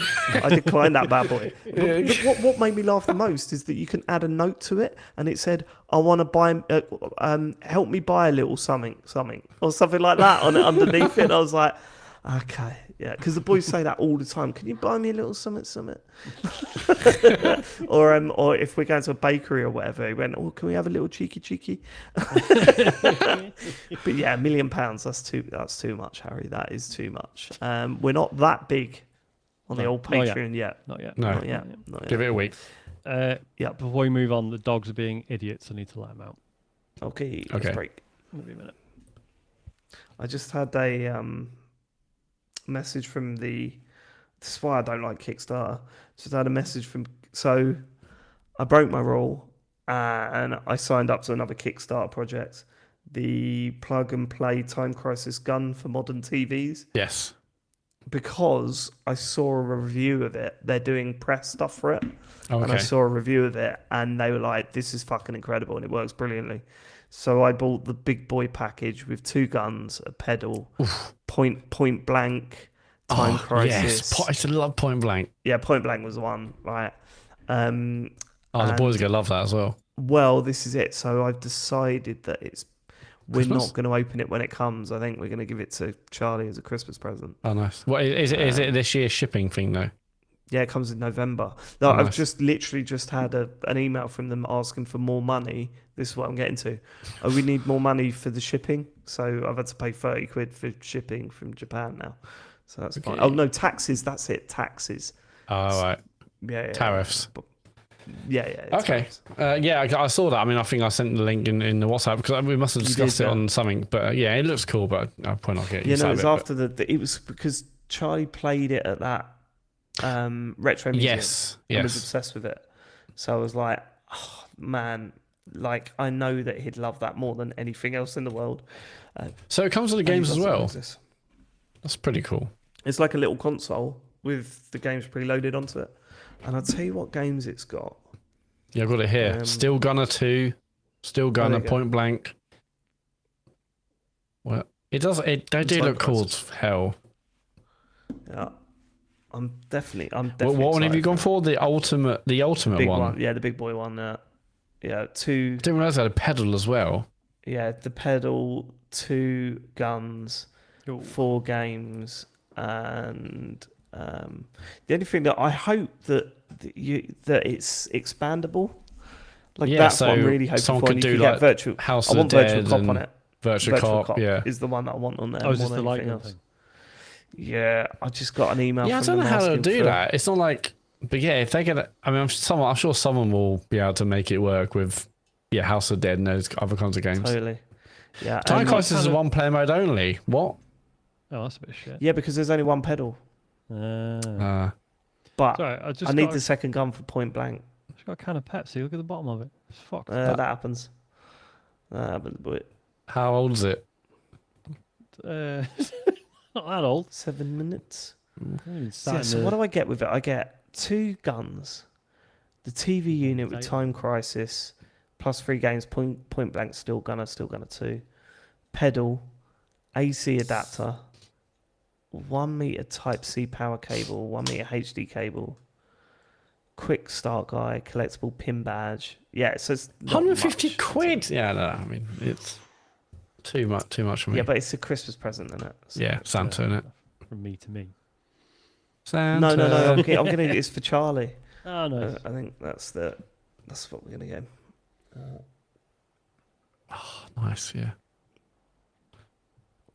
Yeah, it's only Namco games on it, but wouldn't it be wicked if someone hacked it and put in Virtua Cop? Oh man, Virtua Cop 2. On it. The amount of time I spent on Virtua Cop 2 on the Saturn, fuck me, that was so good.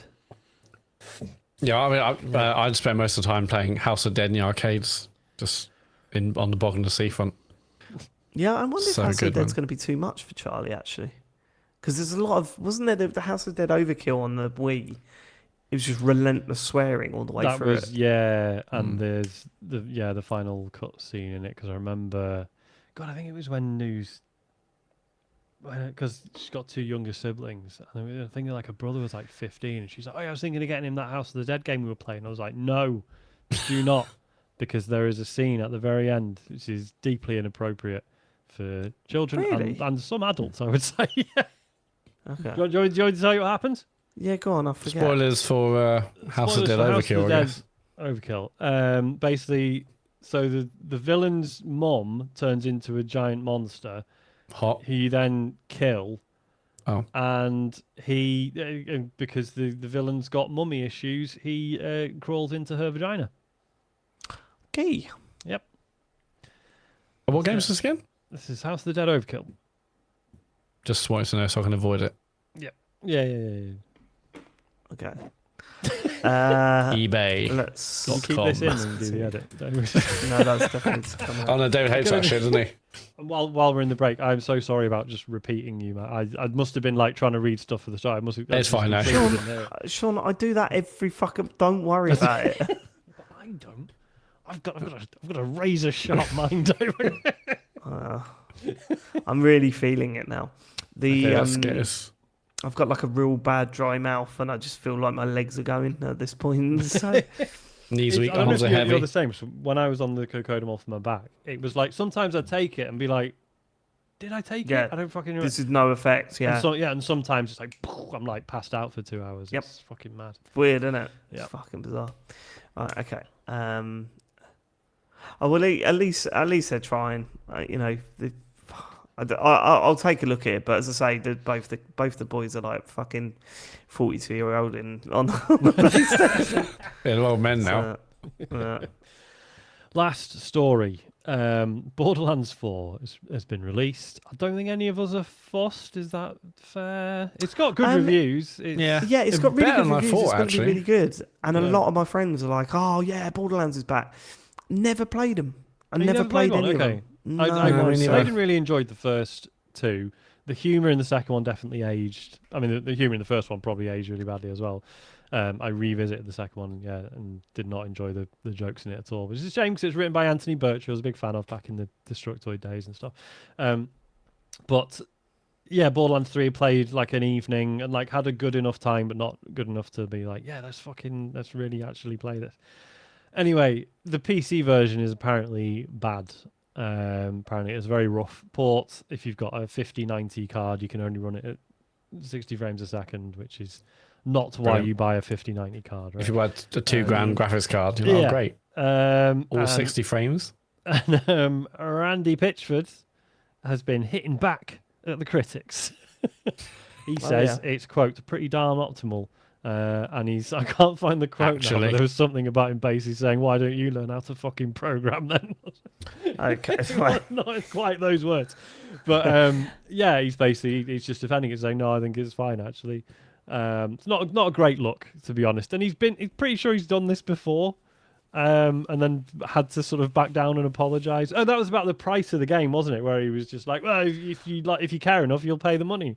Yeah, that was it. Yeah, that was awful. It's not quite that simple. Certainly not right now. No. So yes, it's just Randy Pitchford doing his usual shit again, basically.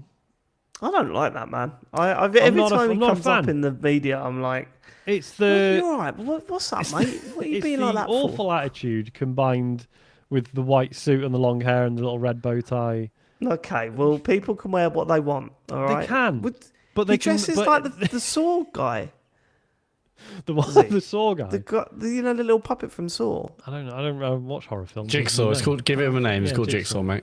Oh, Give him some sorry, I respect. forgot. The But Jigsaw Matt's a Man. Crystal Palace fan. They're a big fan of that character. Well, no, I watch all the movies because we're going to make a. The games begin. Yeah. What was that? I was going to mention your SIM card. So Randy Pitchford said, "The wait is over." Whatever your thing said. Randy Pitchford. The quote is, "Yeah, code your own engine and show us how it's done, please." Oh, okay, right. If we should unhappy. just say Matt is taking the piss out of the fact that I signed up to Millwall Mobile and we got the SIM card, and on the SIM card it said the wait is over, which makes no sense. Matt, you don't know. You want to know the funniest thing about moving over to Millwall Mobile? Go on. So when it launched, I didn't think I could get funnier, but okay. When it launched a year and a half ago, or a year ago, whenever it was, it said the first 100 people to sign up will enter a ballot to win like a signed shirt or something like that, right? I signed up this year. I could still enter that ballot. Oh my god! Incredible! You might win. If you win because you're the only person to sign up, that'd be incredible. That'd be so good. Okay, sorry. Let's go. I mean, that's basically it. Apparently, there's some issues with the console version as well. People can't control the field of view. I don't think that was standard. I thought only some games allowed that, but apparently it's a bit zoomed in and it's giving people motion sickness. So, No. yeah, I don't know, man. Yeah, I just totally missed the whole Borderlands thing. Like, I remember when Destiny came out. Like, yeah, it's kind of like Borderlands. I was like, okay, with I think with different types of loot and the various colours and stuff. I was like, okay, well, I love Destiny, but I never played one. My mates didn't play one, and I just feel like I missed out on it. And it's a franchise that's passed me by. Did kick off the whole looter shooter thing. It does deserve credit for that. And reviews before like surprisingly good. I don't know why I didn't play it. It's like right up my street. I just didn't. There was something about it I just didn't connect with, or it didn't interest me, and yeah, that was it. I prefer the movie. Okay. I still want to watch that one day. I don't. Just see how long I last. Do you know what I mean? Is that it for the news? No, not like that, Matt. Don't pull that face. I was drinking a drink, Sean, you dirty bastard. I'll show you looter shooter. Right, shall we move on? Do you know what I mean? Yeah, we can move on. That's all of the news. All right, let's get to what you've been playing. Look, we've not got much on our list, and certainly not anything new. Oh no, we have. Sorry, I was looking at James Farley. But let's start with a quick update on the Hollow Knight Silksong. Big game. We spoke about it for ages last week. We won't, go into everything about it this week, but we have been playing it, myself and Matt. Sean, you've not got it down. I don't think I What's can be happened? asked, Dave. Really? How much more did you play after last week's show? I don't think I played any after last week's show. So how much you played in total? Like 11 hours, I think I've got on the clock. Okay, so yeah, still a I've decent come up amount. to like 13, 14. And what weirds me out is that I'm still on Act 1. And all the bosses I'm fighting are described as early game bosses, and it's supposed to be a 20-hour game. So I'm a bit confused. I think for people like us, it's going to be more than a 20-hour game. I think that's I think I'm also done with it, to be honest with you, because I was playing it so I nearly quit soon after we recorded last week's show because I got to the beast fly. I think it's called. Oh, the savage, the savage beast, fly or whatever it's called, and it was just kicking my ass. I mean, the boss itself, I was finding fine. Like I got the patterns down, piece of piss, but then it just keeps spawning little enemies, and I'm like, this is at times where I was getting cornered in the bottom of the screen, and just there's no way out now, so I'm dead, and every time it hits you, for some reason, it takes 2 lumps of health off rather than 1. And I was just getting so frustrated with it. And so I decided to go off and do some other stuff. And I did loads of other bits, and I was back in. And I thought, this just feels like really good again. And I'm loving it, and I'm getting into it. And then I've met another boss, and it wasn't too bad. Was it that Moorwing or whatever it is? Oh, yeah. Which you said you cheesed, and I looked up the cheese.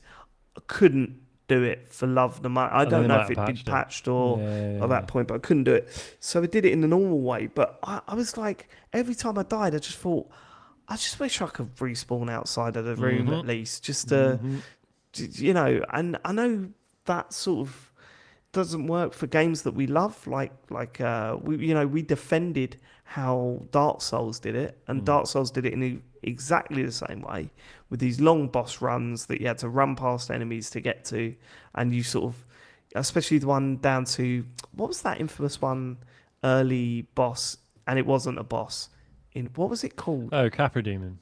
Yeah, the Capra Demon, like the runs to the Capra Demon was a boss for me. Shit. Yeah, no, it's sort of a boss for me as well. But 100%. But it's just you get those people who are like, "Oh, it's not actually not a normal enemy." I just thought I'm not actually enjoying this anymore. Yeah. I'm not getting anything out of it anymore, and which is a shame because I love so much about it. Like I love the atmosphere. I love the music. I love the different areas. I think the animation is just unbelievably well realized. I think visually, it's stunning. I love so much about that game, but I found myself not enjoying it, and I thought, if I'm still in Act 1, this game is only going to get harder, and if I'm struggling now, do I really want to spend another 10, 15 hours Like, banging my head against the wall? What I keep finding is, like, there'll be other people, whether it's people I know, people in the Discord or whatever, people on social media being like, oh no, this is really great, I'm really enjoying it. And I feel like so many of them are hitting a point later on, different points per person, but they're all finding a bit where they're like, oh no, this is fucking me up actually. I don't and I just feel like, if I'm already struggling, what's the point in, if I'm only just going to come up against stuff that I'm going to find even harder and harder and harder, I'd rather just cut my losses now. There are so many other things to play. Yeah. I don't know, man. That's the other thing in the back of my mind. Like, I stopped Shinobi to play this. Yeah. And I was loving Shinobi. Yeah. And I just thought, I stopped a game to play this that I was really enjoying, and I'm at a point now where I'm like going, oh God, I've got to do that fucking thing again. I'm never say never. This happened to me with Dark Souls a million times, and I saw it through to the end. So I'm not completely writing it off. I mean, I was chatting to John Denton about it in the week, and he was like, I uninstalled it and then because I thought a couple of days later. He's normally all right with like. Tough games and that. Yeah. But he uninstalled it and then found himself reinstalling it a couple of days later. I can see me going down that path. But right now I think I might be done. Matt, what's your latest? Yeah, I haven't played as much as I like. I'm in Far Fields. Tonight I did like the lace boss, which like the sword one, which I thought was great. Yeah, Perfect. really good. Yeah. At first I was like, I'm getting kind of. I wasn't getting destroyed, but it's like, basically, if you stop concentrating or think you can just like, Hail Mary it, it's not going to work. But when I actually did it, it was so satisfying. Actually, at first I was like, maybe I'm done with this. Am I even enjoying these boss encounters? I really love actually navigating the world and exploring new areas, seeing what new enemies are, what are the patterns of the enemies. But am I really enjoying the bosses? But then even in like just took me, I wasn't terribly quick on this, maybe like 20 minutes to kill his boss. At first I was like, oh no, maybe I'm done. But I'm actually no, I learned more, I did more, I'm learning more patterns. And then when I did it, I was like, yeah, actually that was great. What a great fight.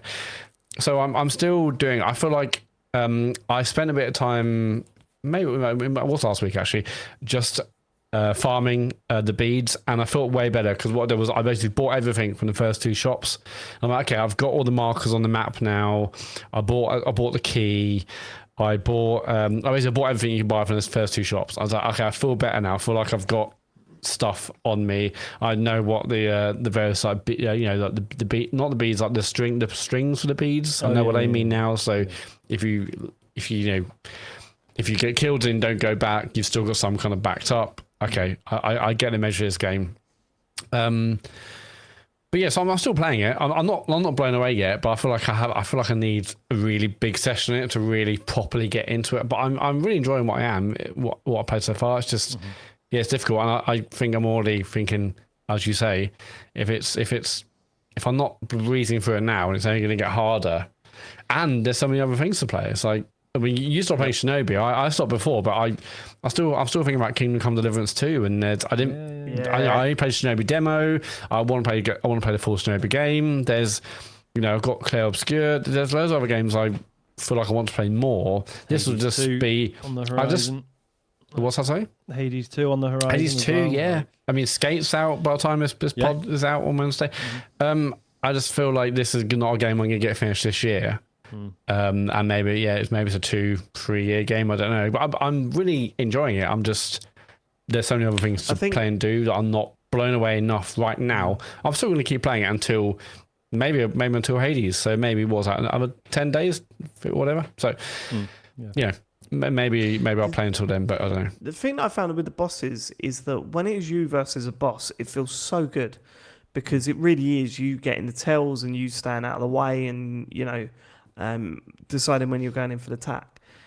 when you're facing bosses that are chucking other things at you at the same time, or there are two bosses on the screen or something like that, I'm less into it. I'm less like, well, I can't. You want me to focus on like so many things at once. When it feels like a one-on-one battle, it feels like really fucking intense. And do you remember like, all it's the the same shit with Souls that games. Dark Souls 2 got when that was when Yeah. everyone was like, oh, they realised none of the bosses were hard enough, so they just made them all have ads. As they Yeah, call little them. minions or whatever. Yeah. I It feel like is a this shame. sort of does that. Yeah. I'm not saying that I'm out yet, but I think I need a break. And please, that's anyone what- listening, this isn't us. Like, this isn't the backlash. No This isn't way. I us mean, it's saying clearly an bad. amazing It's game. like- It's definitely a me issue. But Yeah. my worry about me stopping is like, if I stop now, it's gonna be even harder for me to get back into it. Yeah. That's See, it's funny. I do think about that a lot. I do think about how much do I say, like you say, it's clearly an amazing game, and I get what you're saying, Matt. It does so much stuff right, but there is part of me that thinks, well, no, hold on, is it though? Because if this is making me this frustrated, and actually a really well designed game should push you to that point, Yeah. but not push you over the edge. Yeah. You know, it should get to the point where I'm like finding it challenging, but then also achieving it and having that feeling. Like, then surely that level of difficulty should be at that stage where actually it is achievable. And I guess it is I guess achievable. this is. Yeah, it's but just whether you want to or feel inclined to put the that many time in. hours. Yeah, exactly. Or And the fact that you weren't playing other games you were eager to. Like, it's that. I think I like you know, I streamed Dark Souls. I took, you know, weeks to get some bosses done. Same as Sekiro and Bloodborne, but it's still amazing because I knew ultimately it's about me putting everything together and pattern recognition and not being greedy and just, you know. Yeah. So it's clearly an amazing game. I just right now, not sure it's lack of patience or haven't really properly got my head into it. You know, I'm still like, when I'm on YouTube, I'm like, oh great, here's another like beginner's tips I wish I'd known. I'm still watching them. You know, I've watched like loads of them, probably like 5, 6, 7 in videos. I'm like, okay, so what else am I missing? And I'm like, okay, there's so many aspects of this game, whether it's the moves, whether it's things you can buy, whether it's chaining things together. And so I think it's just me putting the time in really, but I think it's clearly an amazing game. It's just whether right now I have the time or capacity or real inclination to really want to push through and grind through. I don't mean grind the game, but like grind myself almost through to get me to a certain skill level to really properly enjoy it. I have no doubt, actually, if I had 6 months or many weeks, I'm just doing this, I'm sure I'll absolutely fall in love with it like so many people have. I'm just not quite there yet. And I think it's a valid point, what you're saying last week, Sean. It's an age thing.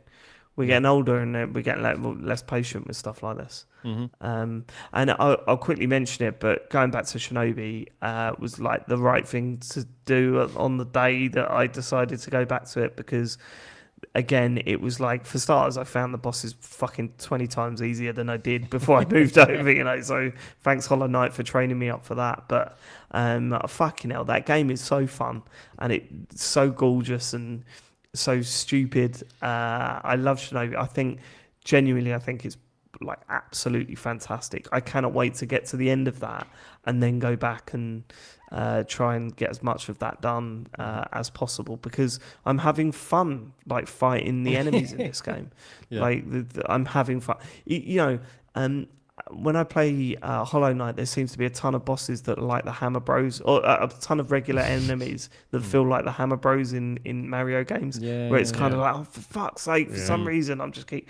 Whereas this seems to be, you know, Shinobi seems to be a bunch of enemies that are fun to kill and get into battle with. Like I fucking love the fact that you can juggle loads of people. I love the fact that you can build up special moves and activate them and kill loads of them at once. Like, it's fucking great. I love Shinobi. I think it's I think it's up there with some of the best of the year, and I can't wait to just plow through the rest of that game. What's doubly cool about Shinobi is the fact that, you know, they did Streets of Rage and that was brilliant, and now they've done this, and it's that realization, like, oh, we are seeing the emergence of like one of the greats. I think, like in Lizard Cube, like I think they've proven themselves like enough times in like all these slightly, you know, not quite the same games, but there's an expertise there across all of them that is really coming through. And then so I'm just really excited to see what they do next as well. Like, Yeah, I think they're a few games away from releasing something of their own that is stands on its own 2 feet as a modern day classic. So you're totally right. It's definitely a studio that seems to know exactly what to do, and they seem to be nailing it. So they haven't done their own original game yet. They've just done used licenses, haven't they? Is it Wonder Boy, Monster Boy, Wonder Boy, Okay. Wonder Boy, Streets of Rage, and now this. Oh yeah, so that's really exciting. And see what they could do if they had no license and maybe shackles are off in some aspects. Yeah, exactly. Yeah, for now I'm happy for them to do licensed games if they nail it this well. Yeah, very good. Sean, what have you been playing? I've been playing Is This Seat Taken? Talked about the demo of this a while back. So this is the puzzle game where you've got a bunch of seats, so it might be a bus or a cinema or whatever, and you got a bunch of these little characters, and they've all got requirements about where they sit and who they sit near and who they don't want to sit near. So for like the cinema one, you might have someone who's I've got some popcorn. I need to sit near my child, and then the child might be like, the child needs to sit near the parent, and then might be someone else who's like, I don't want to sit near children, but I want to steal someone's popcorn, right? So you can't put the child on one side, parent in the middle, and someone else. But then the other person might be wearing a big hat, and then so no one can sit behind them because then that's blocking the view. And then another person might smell really bad, and some people don't mind, but other people are like, no, I really don't want to sit next to anyone who smells bad. Or someone might want to talk, and someone else will get annoyed about that. And you figuring out the placement. So each scenario, it'll start you off with like a certain number of characters, and you place them all. And right, that was quite easy. And it's like, right, now do it again. And there's 3 more people with different requirements. Now there's more people. Now there's more people. So you kind of do each scenario over and over again. Like it gets more and more complicated. It's really good. It's just such a nice little puzzle game. It's like it's a great idea. I think it's on the Switch as well. I've been playing it on Steam. Yeah, it's on Switch, yeah. Yeah, it's just a wonderful idea. A really nice antidote to me sort of being like, right, I think I'm kind of done with Silksong, so just sort of chipping away at this has been really nice. I've not really mentioned it. We're playing loads of Fortnite, man, and I'm kind of getting the Fortnite family now, aren't you? Well, yeah, and I'm getting a bit sick of it. But then it is really nice when like Isaac's in bed and he's like, should we play a couple of hours of Fortnite before we watch telly? That's great. And I'm like, yeah, actually, yes, that is a really nice idea.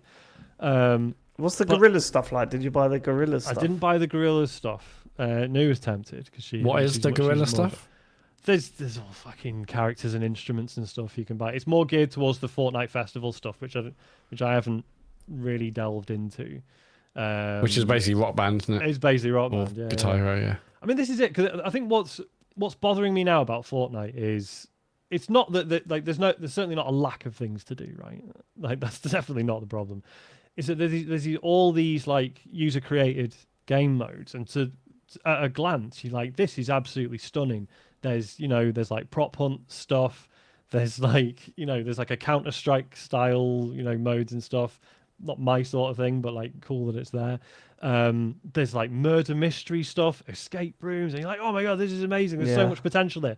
And then you try them, and you're just like, this is dog shit. It's so bad. And like I've like spent evenings on it. Just like I'm just going to go through like some the most popular, highest rated like community stuff. Like surely some of it's good, and it just. And some of it you get sucked into because they're just fucking dopamine machines, right? Like all the tycoon ones, where they're just like, right, shoot this box to get some money, and then they're essentially like clicker games, right? You build stuff, and then the stuff generates more money, and then you use that more money to build other stuff that generates more money, and it just they are escalates. Good, well, they're not good, but hours can be spent on them. They scratch an itch. I can't sit here and be like they're bad games. Because you can get fucking sucked into them, but then afterwards you're like, why the fuck did I do that? That was such a waste of time. But it has been nice that it's like a thing we do as a family. I mean, so you're just playing rounds of Fortnite.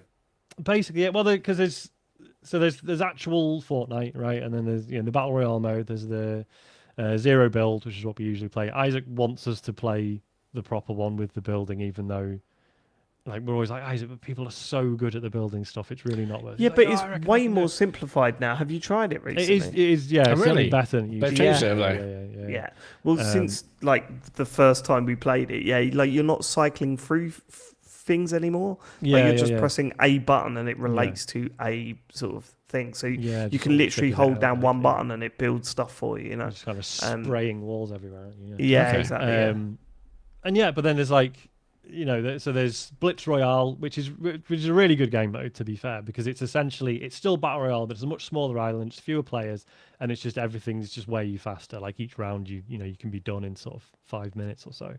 And then there's like different sort of iterations of that. So a few weekends ago, it was like, oh, everyone gets this medallion that means that your pickaxe is like a one-hit kill, right? But loads of people just were not paying attention and did not get that. So we were just sprinting around, just beating the shit out of everyone. Everyone's trying to shoot us, which dead. It's hilarious. And then like at the moment, it's all Iron Man themed. So you get all the Iron Man gear and you're flying around like shooting missiles and stuff. Good fun. But then there's also Respawn Rumble, which I can't remember if I mentioned this before, but it was hilarious to me because like Saturday morning, I got out of bed and came downstairs and New and Isaac both like, oh, we found this game mode called Respawn Rumble. It's amazing. And I played it and I was like, it's team deathmatch. It's just team death. Like, you die, you respawn, and you carry on. But to them, it was like this huge revelation because they're used to playing Battle Royale. And I'm So right, there's two teams, right? And you kill each other, and whoever has the most kills wins. What? yeah. It's amazing stuff. And there's one with a flag, I think, at some point. I don't get it. You take it, take the flag. It's cool. Take the flag. So yeah, it's been such a strange thing. Like Isaac just keeps showing me emotes on it. That's the only thing that's like really bugging me at the moment. The amount of times, oh, Dad, have you seen this emote? Have you seen this? Have you seen that? And I'm like, yeah, I know, it's a dance, or something, or like, and I just. And then because you don't want to put money into it, it's ba-da-ba-da-da-dum, and you're going, that's all I can do. That is all I can actually do. I've got the King of the Hill emote, which is Have really you? good. Yeah, it's the Oh, standing man, and if- drinking with the, If we were still playing a lot, I would have spent so much money on that gorilla stuff. I'm a big fan of gorillas, so it was like that. As in the band Gorillas. Yeah. Oh, not the okay. animals. 'Cause I don't know. I didn't know what gorilla. I was like, I said what gorilla stuff. I didn't realize you meant Gorillas a band. Okay, that makes sense. Yeah, gorillas the So I band. was like, oh, yeah, I didn't know you well, said yeah, gorillas. I often just thought- forget. I often forget how much you sort of passed on the gorillas stuff, right? When Yeah, I it never got come into out. them as a band, but Fucking hell, Matt. Demon Days. Listen to that fucking hell. It's so good. you literally said gorillas. I was like, okay, I guess it's just an animal theme. That's cool. Sorry, I thought you were hip. You sound like an old man. Oh, Sound- kids Well, are no, into- you said, if a sort You're of, talking about the animal gorillas. saw No, it- of course we're I not. know they've announced a new album, so maybe I should put two and two together. But But okay, yeah. So yeah, we I had- do there's not blame you one- for spending money on it. There was one awkward situation. So the other weekend, there's these like Fortnite championships are going on at the moment, which is obviously actual esports level big. you as a serious family stuff. entered and you won. Well, this was it. Isaac was like distraught that we were like, no, Isaac, you can't enter. That's not how it works. And even if you could, it's like. Because obviously, because of his age, he doesn't understand how high that skill ceiling goes. Because obviously, in his head, it's like we often win, right? So why wouldn't we enter the championships, right? Like, Sean, it's like my boys thinking that they can be football players. They can't. exactly.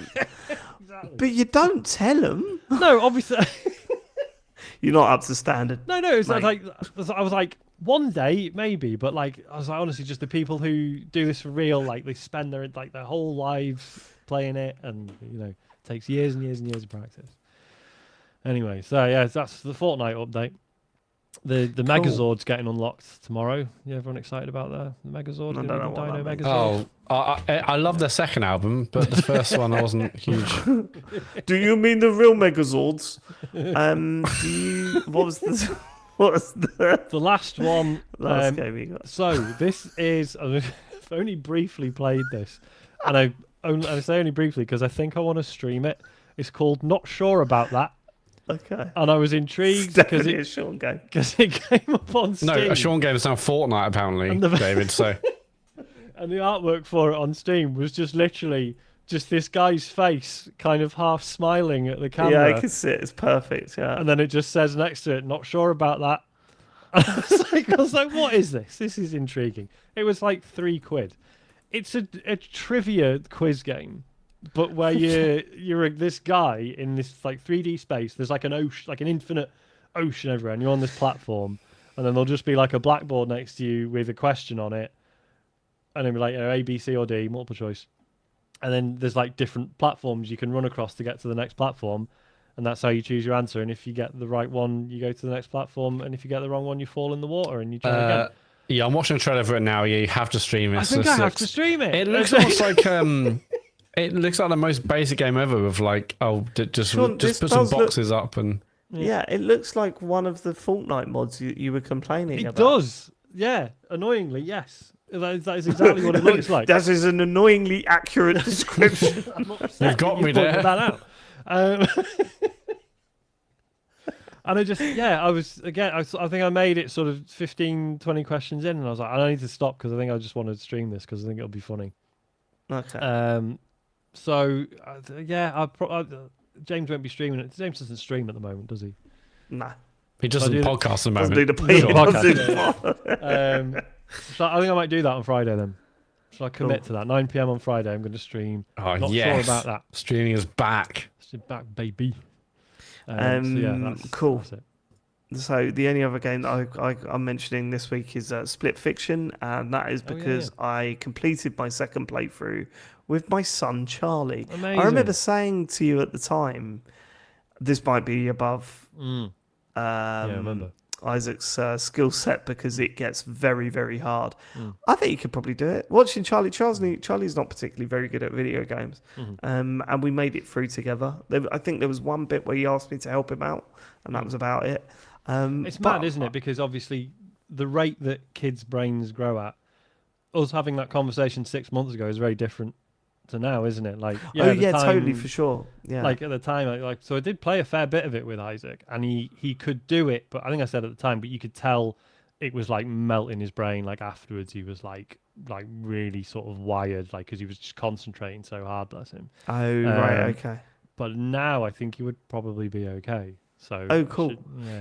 I filmed the last 30 minutes of Charlie playing it, and it's quite funny to watch. But like he's all over the place, like he's absolutely all over the place, emotionally and physically. That last like 30 to 45 minutes, fucking hell, it blew his mind as it did ours when we played it. It was like he was so excited when it was doing some of the stuff it was doing. Have you spoiled that for yourself yet, Sean? I haven't, no. Good, and it's excellent. And obviously I'm still really intrigued because everyone says like, oh, like this last sort of half an hour you will literally not believe what it does. And, well, you will believe it. It's just so insanely well done. Like it's really, really clever with what it does. And obviously James and I had heard about this, when we were streaming, but it's still like, oh yeah, this is. I don't think I've seen anything really like this for maybe ever. It's just really, really well done. So yeah, he said he did say that he preferred. What's it though? Takes Two. It Takes Two, and I do agree with him. Like, I think we did. Game. But he was like, well, what can we play next? And what was the game he suggested? I can't remember. He suggested a game. I'll have to ask him again, and we'll talk about it next week because I remember thinking that was an odd choice. But I was thinking, oh no, Manhunt? They do have another game. They do have another game from this studio. Yeah. A 2-player co-op game. A Way Out. Yeah, I don't think I could play that with Charlie. There's way too much swearing and stuff. Yeah, it's more adult, isn't it? Yeah, it is way more adult. It's such a shame because I would like to play another game with him like this because we just had so much fun together. It was really good. The hardest bit we found was actually the Heave Ho rip-off bit. With the centipedes, Matt. The Heave Ho. Oh yeah, yes, yeah. That was the bit we struggled on the most. There's a area in that we must have tried it about 20 times. But other than that, all pretty straightforward. So I mean, if you've got a kid and they're interested in playing new games, play those games with them. Well, I think that Popucom game I mentioned that was available on the Director. That sounds perfect. Yeah. That's like a 2-player game. You two love that. Mm-hmm. Oh right, okay. I might have a look at that then. Because we are looking for something new to play. It's so weird. It's so weird that Charlie is so up for playing different games and Harry is just not interested in playing any other game than the one he's playing currently, which at the moment is Rematch. He's just playing tons of Rematch. Yeah, we had a couple of games before we come on. He's getting really good. Yeah. Yeah, it's quite. Has that game quite changed upsetting. much since I played it with you lot? No. No, still on. Was it season 0? 0, yeah. Well, yeah, it was like a long Yeah. old night. It's like a 3-month season, wasn't it? So Yeah. It's still a bit of a joke, but it's football, isn't it? We love playing it, so it's fine. It is fine. That is what we've been playing this week. Let's get to questions, Sean. What Hello. have our listeners been sending in? Well, they haven't sent any in this week because we told them not to. Actually, that's not true. Some people sent some in anyway. But Oh, okay. yeah, because That's right. Yeah, we didn't get to many of them. Yeah, we didn't get to any of them. So yeah, if you want to send us a question, go to tcgs.co using Florp. Ed Miliband has written in. He says, if you had to get a Cyberpunk mod that was a bit crap, what would you go for? I mean, something like a Terminator eye that shows the stats of everything you look at, but at a speed which is slightly too fast to read properly, or a finger with a lightning port on it, which will only work on older iPhones. I was going to say fingers that tap really, really quickly. It'll only be very good at like QTEs or track and field. That's For about annoying it, people. isn't it? I can't. Yeah, yeah, but I can do that without the tapping. good point. Yeah, Matt. So really useless body modification. Yeah. Buying time. Buying What? time. Look at that. Go on. Buying. Oh no, I was like buying time. That is a good one actually. No. I mean, Mike, can you come back to me? Useless for everyone. Useless for me. Let's linger on it. Let's linger on that. I love seeing the thought process and slight panic. Well, okay, I don't know how this is going to work, but I love those the toasters you get in hotels where you put toast in. It kind of like it's like a conveyor belt. Yeah, but yeah, it's just kind of like in my chest. I don't know. So I'm like, I love a bit of toast. Put it in. You see it's toasters supposed like to be come down. useless. That's good. That's, Isn't it? yeah, that's too Yeah, useful. well, That's it's a good one. quite You could evasive do all though, isn't it? sorts. Quite It evasive. is a little bit Or invasive. maybe like The when you can't crumbs. turn it off ever. Yeah, so it's And it's constantly just hot. So in summer it'd be a nightmare. In winter it'd be a nightmare permanently actually. So, but I do love toast. So swings and roundabouts. Yeah. You could do all sorts. Do bagels in them. You could do But the issue would Put be pizza because in there like 14 times. no, but do you not see it as a massive issue? Because I've said it's going down my chest. So you put toast in, it's just going to fly out. It's not like one where it's horizontal where it goes round and it comes out. Whereas you put a pizza in now, it's just going to drop out. So that is useless. Just read them before the show. No, why would I do that? There's gold here. So But I, if there is. So I suffer with sleep apnea. I have to wear those little stickers on my nose to open my nose up properly. So how about if I got a cyber nose that could breathe properly, but as I'm breathing, it makes like a swanny whistle. Oh, well, okay. Yeah. I'll just keep the stickers actually. I reckon Or that- one of those, maybe what is it, those sticks that you turn upside down that go. Oh, yeah. Grain tube, Yeah, they're good stuff. Yeah. Enjoy those a lot. Come on. Kurt Lewin says plans are afoot as you have each booked a holiday abroad and have been given free selection of your seats on the plane. Are you someone that prefers a window seat, an aisle seat, or in the middle? Does it depend on whether it's short or long haul? I'm window for short haul and aisle for long haul, so I can easily get out to stretch and the loo without disturbing anyone. And have you had good food on a flight before, or do you think it's always bad? I think it can sometimes be good, depending on the airline. Cheers. No one in the history of the planet would ever choose the middle seat for Yeah, the anything. middle seat Who is wants Worst that? of both worlds, right? No Yeah. one wants that. Always want windows. You get to see outside, isn't it? No. I see And what also, you you can point, lean, though. If you you're can lean likely against the want window to toilet. sleep. It's the best one. Yeah, the toilet issue, but There's the toilet. I feel still windows easy best. You can look outside. You can lean against it. Lovely odd job. Window probably second best. Middle horrendous. When I'm buying tickets at a football match, I always do right next to the Window seat. aisle. Oh yeah. That makes sense. Because I need a wee all the time, so I have to like nip down without making everyone stand up. But I look on a plane. I really don't have a preference whether I'm on the aisle or the window. Just never in the middle. That's all. That's Sort the of rule, happy to isn't it? be there, really. I think if you, I mean, I like to. Well, obviously depending on the length of journey, or maybe actually not. I like to sleep wherever I can. I just think it's just a nightmare to sleep if you're not, I like to by enjoy the the window. miracle of flight. Matt, how's that? Someone's like, well, it depends.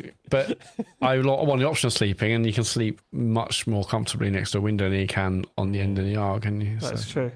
But then you can't just go, like, hold your hand up to stop the trolley. That's true. Yeah, you can. Just shout. Dos when you're asleep, Biros, s'il vous plaît. So, mate, we're still in Manchester. So, yeah, I know, but... I've airplane food. I've only had airplane food once. It was on a British Airways flight to Chamonix, and I don't know. It was fine. It was just like an English breakfast. I remember thinking like, I thought you were going to go. So random. This is just I thought you were average. going to go. I've only had airplane food once, and it was one of those really small Piper Pringles. It was delicious. Recommend. Piper Tasted Pringles. exactly the same as Pringles. No, because if you have Piper Pringles in the air, like you get more full, don't you? Because of the air pressure. Exactly. Because isn't there some No, I weird was thing joking. that because of the altitude, the taste buds are different? Is that a load of bollocks?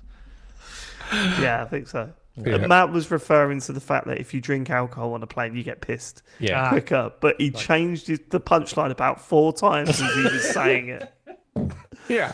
Well, no, You get more honestly, high full. I'll tell you why, David. It's not full full. because you said Piper Pringles, and that I just never heard it called that before. It's the Alan Partridge reference, mate. Oh, was okay. Well, Look it that up. made me laugh.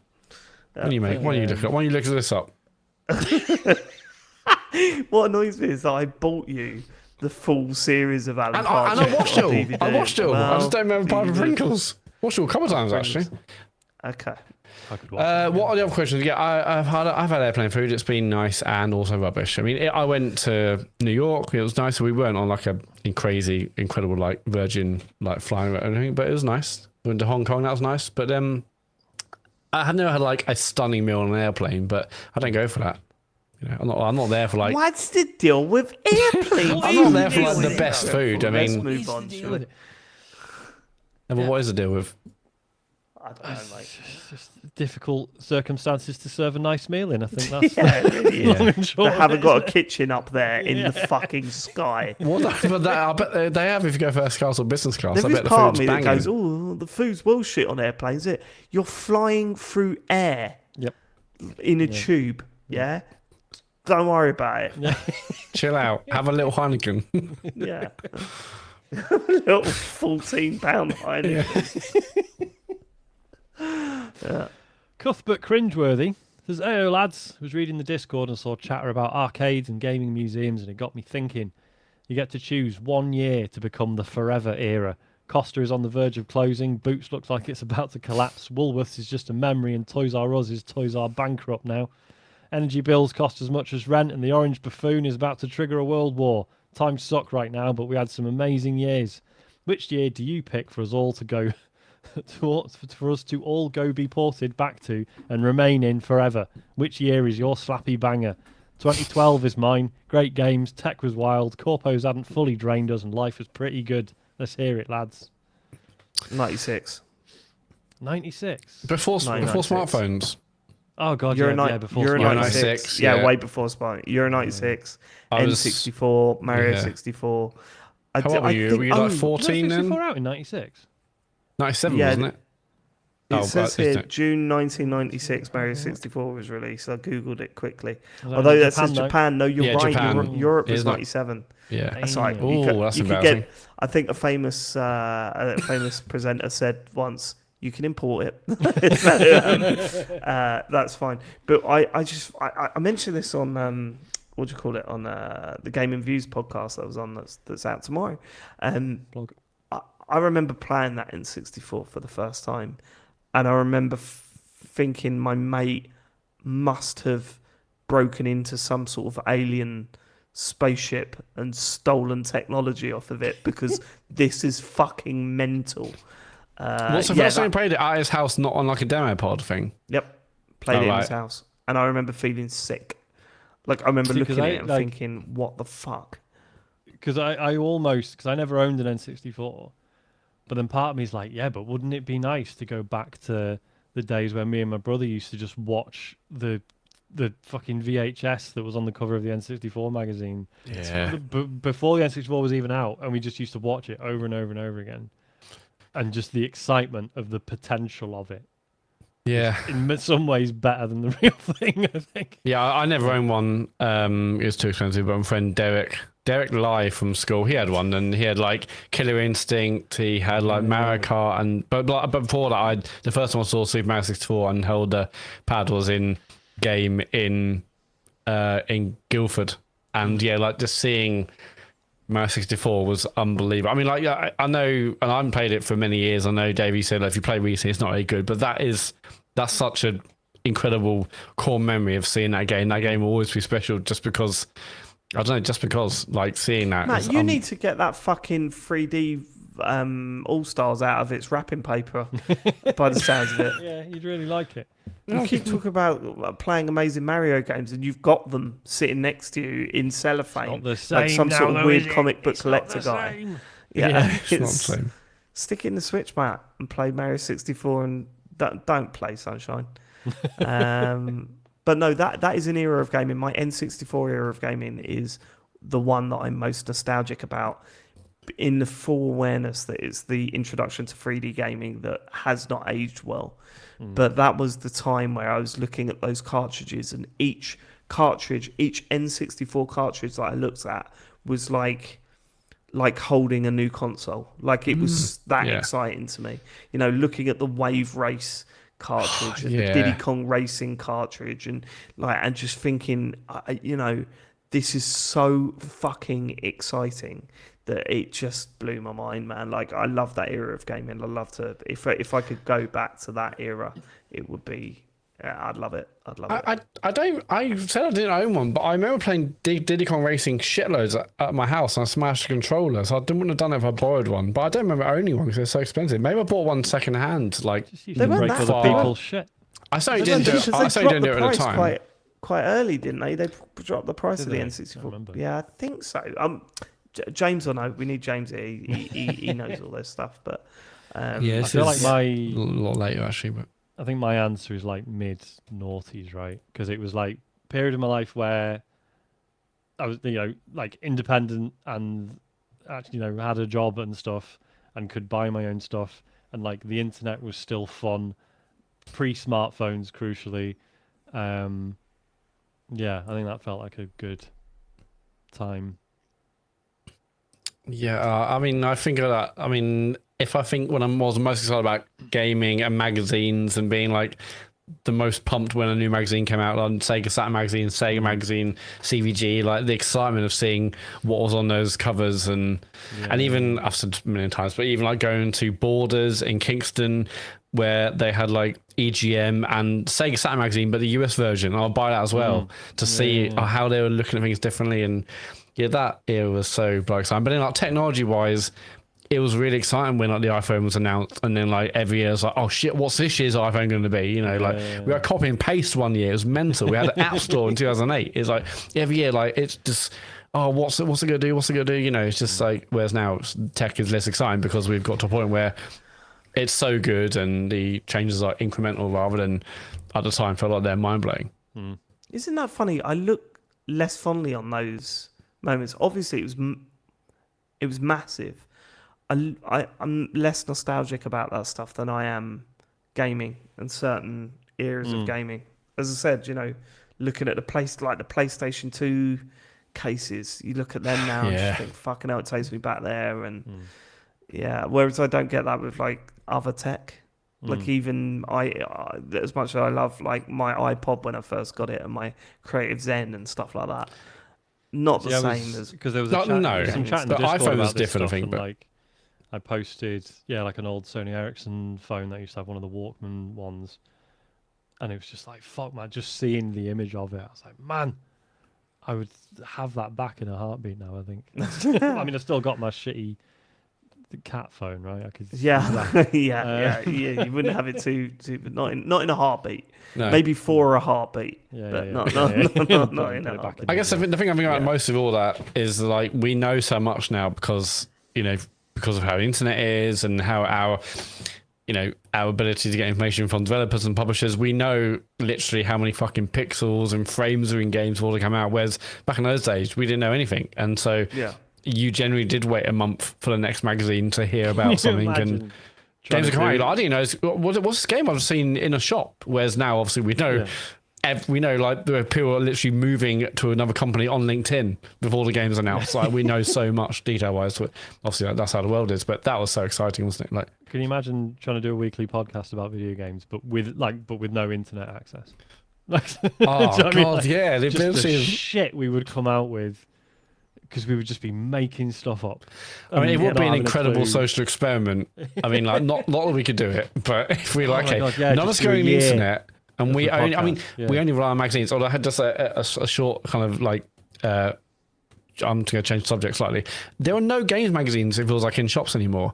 Me and Elle went to like Doris Smith's the other week. I was like, to get a card and stuff, whatever. I was like, okay, there's no Edge magazine in Doris Smith's. Like there wasn't even Games Master, if that's It'll be retro gamer. Yeah. It's basically, there's like 2 retro games magazine, nothing else. There's like there's like a specific Fortnite magazine, but it's like there's nothing. Not even Edge magazine. There's just nothing out there. And I think on the weekend I was like, okay, I don't know where I was. Or maybe it was when I was driving. Doesn't matter. I was on the motorway service station. There's just no gamer magazines anywhere. It's over, Matt. It's been over for a while, mate. I know, but we're done here. Feel sad. Brief shout out. No, David, I'm not sure if you're aware, David. It makes more money than music and movies put together. Yeah, but the fucking magazines don't. No. Well, it's been nice. So in the last sort of month or two, I got a couple of zines, lads. Oh yeah, I saw Control Andy's. the Revolt, which is really good. I don't think you can get this anymore. I think they did like 2 runs and then that was it. Really good stuff. And also Andy Kelly's one, yeah. Well, he's now at Devolver, but yeah, he was at PSM 2, 3, 4, all of those. He was at PC Gamer for a while. I can't remember now. He's had such a long career at this point. Anyway, yeah, he did this zine about Ridge Racer Type 4. And it's really good. It's like, not like, it's interesting because obviously most zines look like Controller Revolt, right? Really sort of homemade. Whereas, when he did this Ridge Racer one, he was like, it looks really professional, which makes sense it looks because class. he is a professional. But do you know what I mean? It's like production values on it, really lovely. So it's been quite nice. Like it'd be really cool to see more people doing stuff like that. But I understand it's a lot of work. Yeah. So yeah. Yeah, you do see them like, was it like Switch Play? It was like a Switch focus zine a while ago, but because Andy and I tried to. Well, Andy started it, but we tried to do a Switch zine for a bit. I think we did about 2 issues and then lost interest. But yeah, I still want to do a TCGS annual. I think that would be funny. Do you hear that, David? He started saying no resistance. Yeah, he started saying no resistance. Unbelievable. I was in a different headspace. It's like, saying your ex-partner's name in bed, basically. That's what you did right there. What just happened. Yeah. I'll be honest, I'm not worried about it coming back, Matt. So no, I think we're all right. I think we're safe. I don't think that's going to happen. Bread Squirrel says, I recently learned that my married friend often plays the same save file with their spouse, rather than each having their own, even progressing story events when the other isn't around. What? This behaviour absolutely drives me nuts. When listening to them complain about missing a milestone moment in an RPG, I could only snap back with, why aren't you just using your own profile? Is this a sick kink? Have you ever witnessed sick gaming habits from other people that keeps you up at night, pondering what exactly may be wrong with them? I don't. That is insane. It's so easy to make separate profiles. I just don't understand why you would do that. But not only that, it's like I totally get if you're sharing a save, but you're waiting playing for together. each other to be back and you're watching it together, but I'm not passing the pad or whatever. But I cannot imagine. Yeah, you play it for an hour and then I'll come back and that's like if they're watching a series on Netflix. Like, I watch episodes 1, 2, and 3. I'm watching 4, 5, and 6. What's happening? I don't know what's happening, but I watched 3 of them, and you've watched. Yeah, that's madness. Bizarre behaviour. Yeah, weird gaming habits. I don't know people. Nothing's going to beat that. I don't. No, seriously, I don't know anyone. So it's kind of hard to sort of pick up on weird gaming habits. The only one that I can think of is James Farley keep buying the Sonic games for some reason. I don't know why he keeps doing it. It is weird, isn't it? Well, that's the only way to actually probably have a view on platform games. So That's true. without that, no chance. No, I do know about Weird Family. You seem to have really taken that well. That Yeah, I'm not bothered about it. Yeah, not even bothered about it in a way. I do know a family that play Fortnite together. It's just a bit weird, but apart from that, no. No, I can't think of They're it. called the Loser Family. There was the time. That was just needless. Yeah, what is that thing? Especially because we do it. Wait, I was referring to Sean. Yeah. There's the time. Dave's on medication, everyone. He is, he's on a lot of painkillers. New had a manager, and she was like, "Oh, yeah, he's really into games and stuff." And I was like, "All right, cool." And then one day she was like, "Yeah, he was telling me." I know I've mentioned this before. Apologies for repeating it. Yeah, one day she came in. She's like, "Yeah, he was telling me apparently in Mario Kart it's better if you don't drift." Oh, remember this? I was like, Yeah, "All right, okay, so what? He's full of shit. You should not believe a single word this man says about anything ever again." Just bizarre. Like, it's better if you don't turn. Surely he loses every race. Yeah. Not. Mad. Yeah, fucking idiot. I can't believe he's going around telling people that as well. Yeah. It feels like the kid that's not able to do it at school trying to It's better if you convince don't do it, everyone that actually that's It's actually a strat. I'm yours. I don't even accelerate. Maria Mendieta says, "Dear TCGS, cut the rope. I recently learned that hedgehogs are lactose intolerant, yet at the risk of venturing into turbulent corners of the internet, when I typed in Sonic the Hedgehog Milk, I was surprised to find that there is a character in that universe with the name Milk, whom Sonic saved along with cream and cheese. Why has Sonic not died yet? Like other hedgehogs would, coming into similar contact with dairy. Keep up the incredible work. Sincerely, Maria." Maria, I don't know how to tell you this. This can't be real. I'm pretty sure it's cream. Cream I know, and milk. Cream is real. Cream is real. Cream and cheese. I know cream is. I don't know who cheese is. Cream is real. Write that down as a. Please write that down. So many. That's the episode title. Yeah, but that's the one, I think. Cream is real. I had a very similar conversation with someone at work about Sonic the Hedgehog the other day, and they said, "I don't get why Sonic is so fast. Like, hedgehogs aren't fast, so where did they get that from?" And I went, "Well, actually, it's from another planet. If you the modern day stories is from another planet, right? Yeah. The original story wasn't he an experiment from Dr. Robotnik? Yeah, except he wasn't called Dr. Robotnik then. He was Dr. Kinterbor. Which is was he? I thought you were going to say Robotnik backwards, and he was a nice man. Oh, that's right. Yeah. I think this was Sonic the comic. I think this was the narrative they. Oh, yeah. What's canon then for Sonic? What's the real story? I don't think it matters, does it? I mean, sorry, that's such a shit thing to say. Of course, it doesn't fucking matter, but we're pretending it does for entertainment purposes. Yeah. James Farley's at home listening to this, going, "I've got all the answers." And So the one episode they asked about the Sonic law, I'm not here. I say the one episode, he's never here, but. Okay. What's next? Tom from the Savage Lewisham North. I recently unsubscribed from the IGN podcast in a fit of pique because one of the hosts. Good work. One of the hosts expressed aggressive astonishment that someone could prefer Split Fiction to Silksong. Peace and love and let 100 flowers bloom and everything, but I'm too old to have to deal with opinions like that. What's the pettiest reason you've ever been something that was otherwise okay? 100 fields of blossoms bloom as far as I'm concerned. I'm not going to waste any time on it. Sexual proclivities. Have you seen he's gone viral again? Have you seen he's gone viral? He's done something new. One in the mouth. I'm going to punch you in the mouth for bringing it up because it makes me mad. he goes on Cartman, Eric Cartman. Out of nowhere, like, it's well funny. Hey, punch you in the mouth. What's the most petty thing I've given up on? Something because bin something. Oh, yeah, God. bin. Oh my God. I mean, the rehearsal was a recent one where I watched it and he started one episode going, oh, because I've been focusing on this too much, I'm going to do a whole episode on something else. And I was like, fuck off. Oh, you're missing out, man. It really just, like, I love Nathan Fielder, but he got too Nathan Fielder for me in that series. I was like totally done with it, yeah. Anyone got anything else to add? I don't think I have, no. I remember there was a Dragon Quest game I was trying to play. I can't remember which one it was. And I remember thinking, like, it was absolutely fine. But the menus were just, like, a bit slow.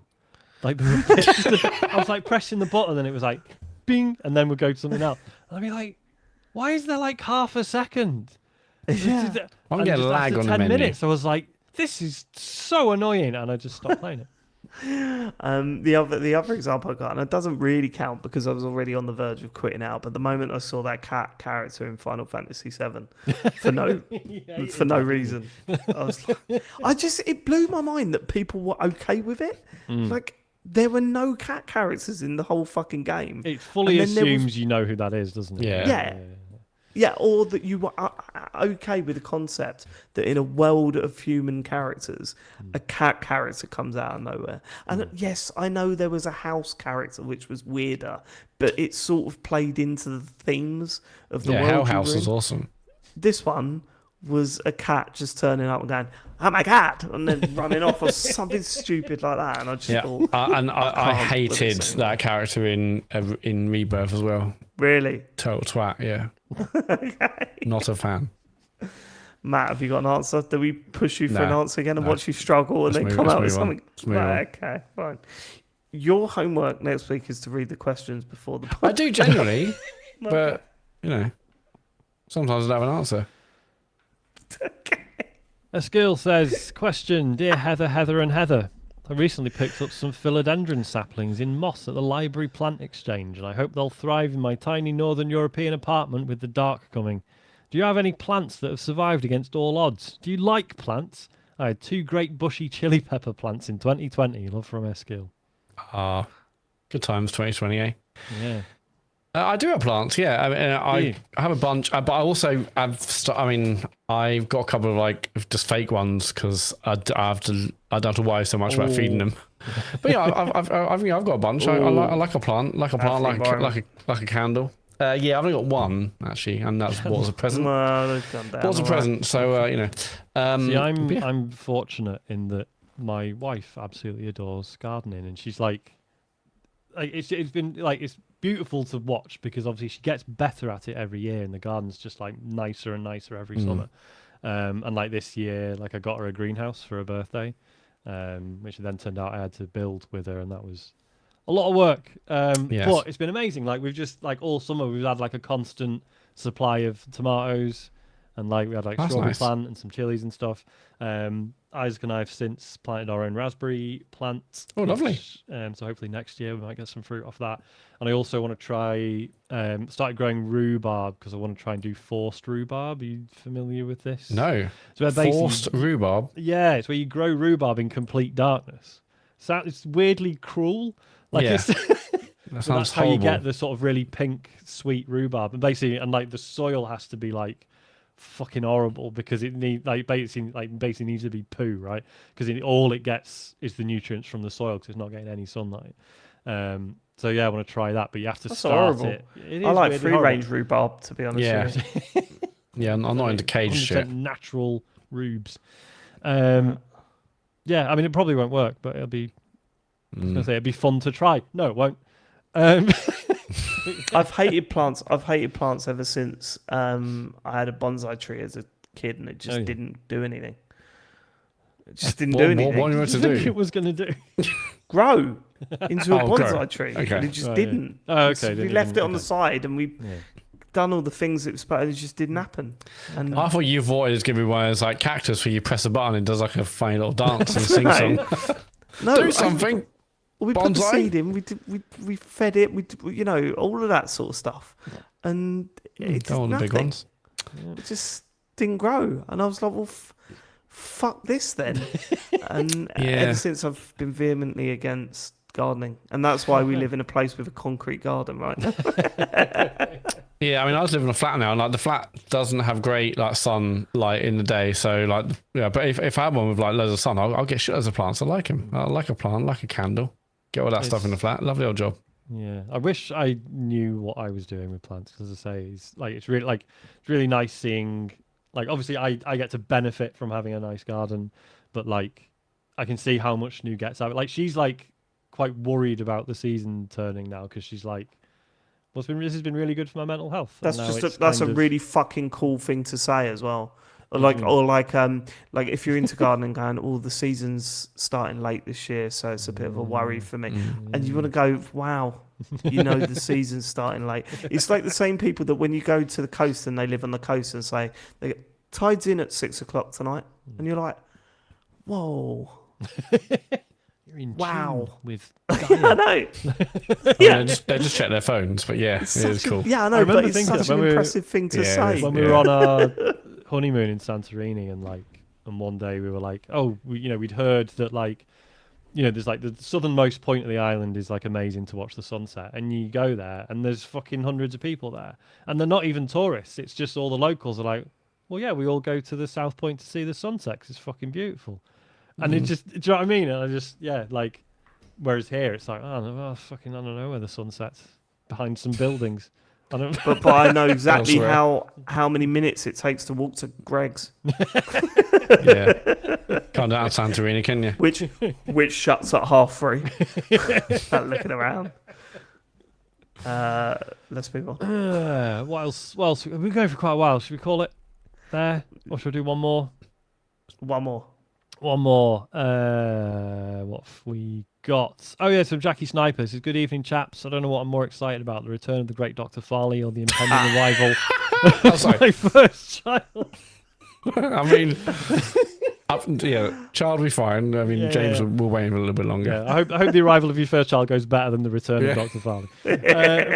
In all seriousness, though, it's been a delight over the years hearing you guys discuss video games as well as referring to experiences you've had with your kids playing them. If things go according to plan, I'll be a dad by this time next week, so congratulations. Congratulations. That's amazing. Hopefully. I've been pondering on how these first few months are going to pan out. Gaming is my main hobby, and whilst I'm elated to finally be a dad, I'm reticent about how my hobbies and interests are going to adapt to parenthood. I'm a firm believer that a person shouldn't be defined as just a mum or dad, and their hobbies should still be engaged with. Any thoughts on this? TLDR, no idea what I'm doing. Any tips on how to still play games with a newborn or not? Just deal with it. All the best from the trenches, Jackie. I've got an opinion on that. Like, I think it is important to find time for yourself. Like, I think that is an important thing, and you're right, you shouldn't be defined as just a mum or a dad. But you've also got to understand that you are probably going to be just defined as a mum or a dad. Like, that is certainly with it takes up so much time, and it has to take so much time up, and there are going to be lots of things that you are not able to do anymore. What I would say, Jackie, is look at it. I think for a period of time, for sure. Not forever, but yeah. No, it gets easier. But like, what I will say, Jackie, is that rejoice in the fact that your main hobby is gaming, because that is something. Yes, it will adapt. Like, there are games that I cannot play now during the day, or that I used to be able to play during the day. Mainly shooting games and over 18 games and stuff, because the kids are about all the time. But you'll adapt, and it is one hobby that isn't, like, for example, like, I sound stupid, but there will be people that argue with me about this point, and I'm not saying you're doing anything wrong if you're doing this. Like, there's all these caveats with it, but like, I'm thankful one of my hobbies isn't like fishing, where you go away for the weekend to go fishing, because when you have a kid, that is a really tough thing to keep up.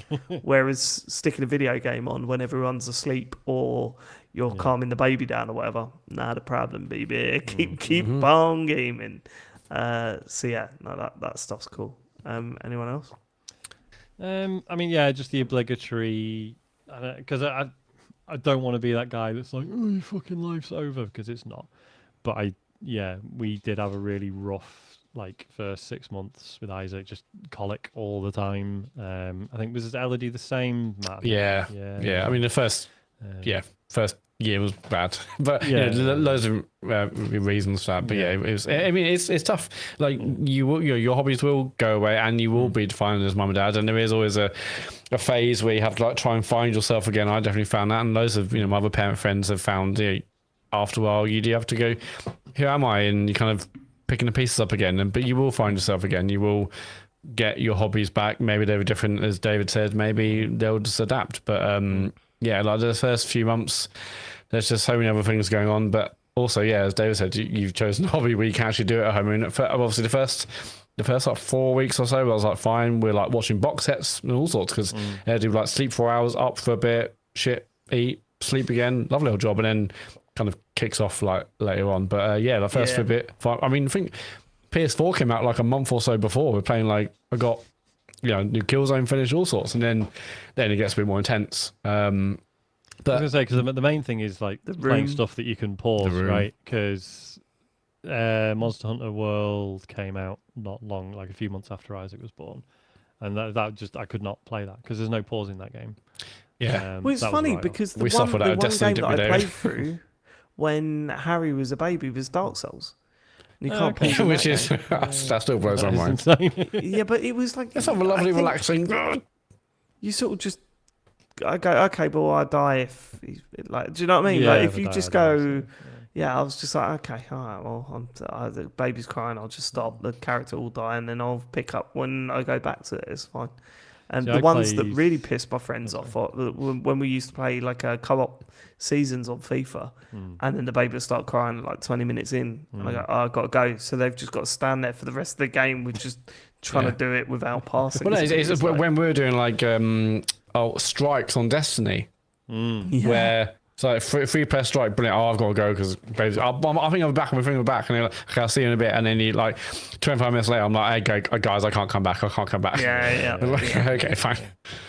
I remember playing a shitload of Stardew Valley when Isaac was a baby. Oh yeah, that's a very good dad game, isn't it? Yeah, and I think it sort of like it makes sense in hindsight because obviously when you got a baby in the house and like having a baby is a constant process of like learning what to do in a given situation, and then every week the rules change again. Like the stuff you did last week doesn't work. Just when you think you got it down, you're like, we got to change things up now. Whereas Stardew Valley was like, I can build a system here and it will just work how I designed it to work, and it'll be consistent, and I can just plan it out and it'll just be fine. So I think that was like a nice antidote to the sort of constant, ever-shifting chaos of looking after a baby. So yeah. In those first few weeks, I also remember. I remember like watching loads of Twitch when I couldn't play. I was like, okay, I'll just watch other people play games, and then if I had to do is I put God knows what time in the day, I would have Twitch on or whatever it was. Mad, the shit you can watch when you're still a baby. I was like, I can't play these games now, but I can certainly watch people playing the games now. I watched 2 John Wick films when I was a baby, like with him in the room because it's just colours and shapes. He doesn't care. You're amazing, Jackie. It's tough as hell, but it is the best thing. It is the best thing. So you'll get through it. And it is like because a lot of people are like, when you got a really young kid and everyone's like, oh, you'll be nostalgic for this bit one day when they're growing up, and I'm like, nah. I don't think I'm. Well, it's just got better over time. I am a bit. It's funny because I think I see some truth in that. I do think you will be nostalgic about certain parts of it, but that doesn't mean that you appreciate it in that time. Like it's easy to say after the fact. Oh, you look back on the good times of it. Because I think you filter out all the shit, right? I think it helps. It helps. But there are times like we went out to McDonald's at the weekend and we saw a baby on the next table to us, and me and Joe were like looking at us and thinking, wasn't it great when the kids were that age? It wasn't. We were fucking in hell. Yeah, it was hell, yeah. I think you definitely because especially if you have had like a difficult baby, and sometimes you might see other people's babies and be like, if I could guarantee baby number 2 would be like that, I'd be all right. But you can't, because but then you're probably just seeing that baby on a good day, and maybe there's definitely they're horrible, and Yeah, the constant comparison to you and other parents. I mean, we could go on for hours, but try not to compare yourself to other parents and rate off of NCT groups and Instagram's under control. And Instagram is not Instagram. Don't worry about that. Everyone's struggling behind closed doors in those first few weeks and months. Don't worry about that. Just do your own thing and try not to compare yourself. Yeah, Good luck and congrats. Yeah. All right. As I say, we could do this for hours, but yeah. Best of luck with everything. If As you we are are talking about struggling, it will get better, without a doubt. So, Definitely. Just hang in there.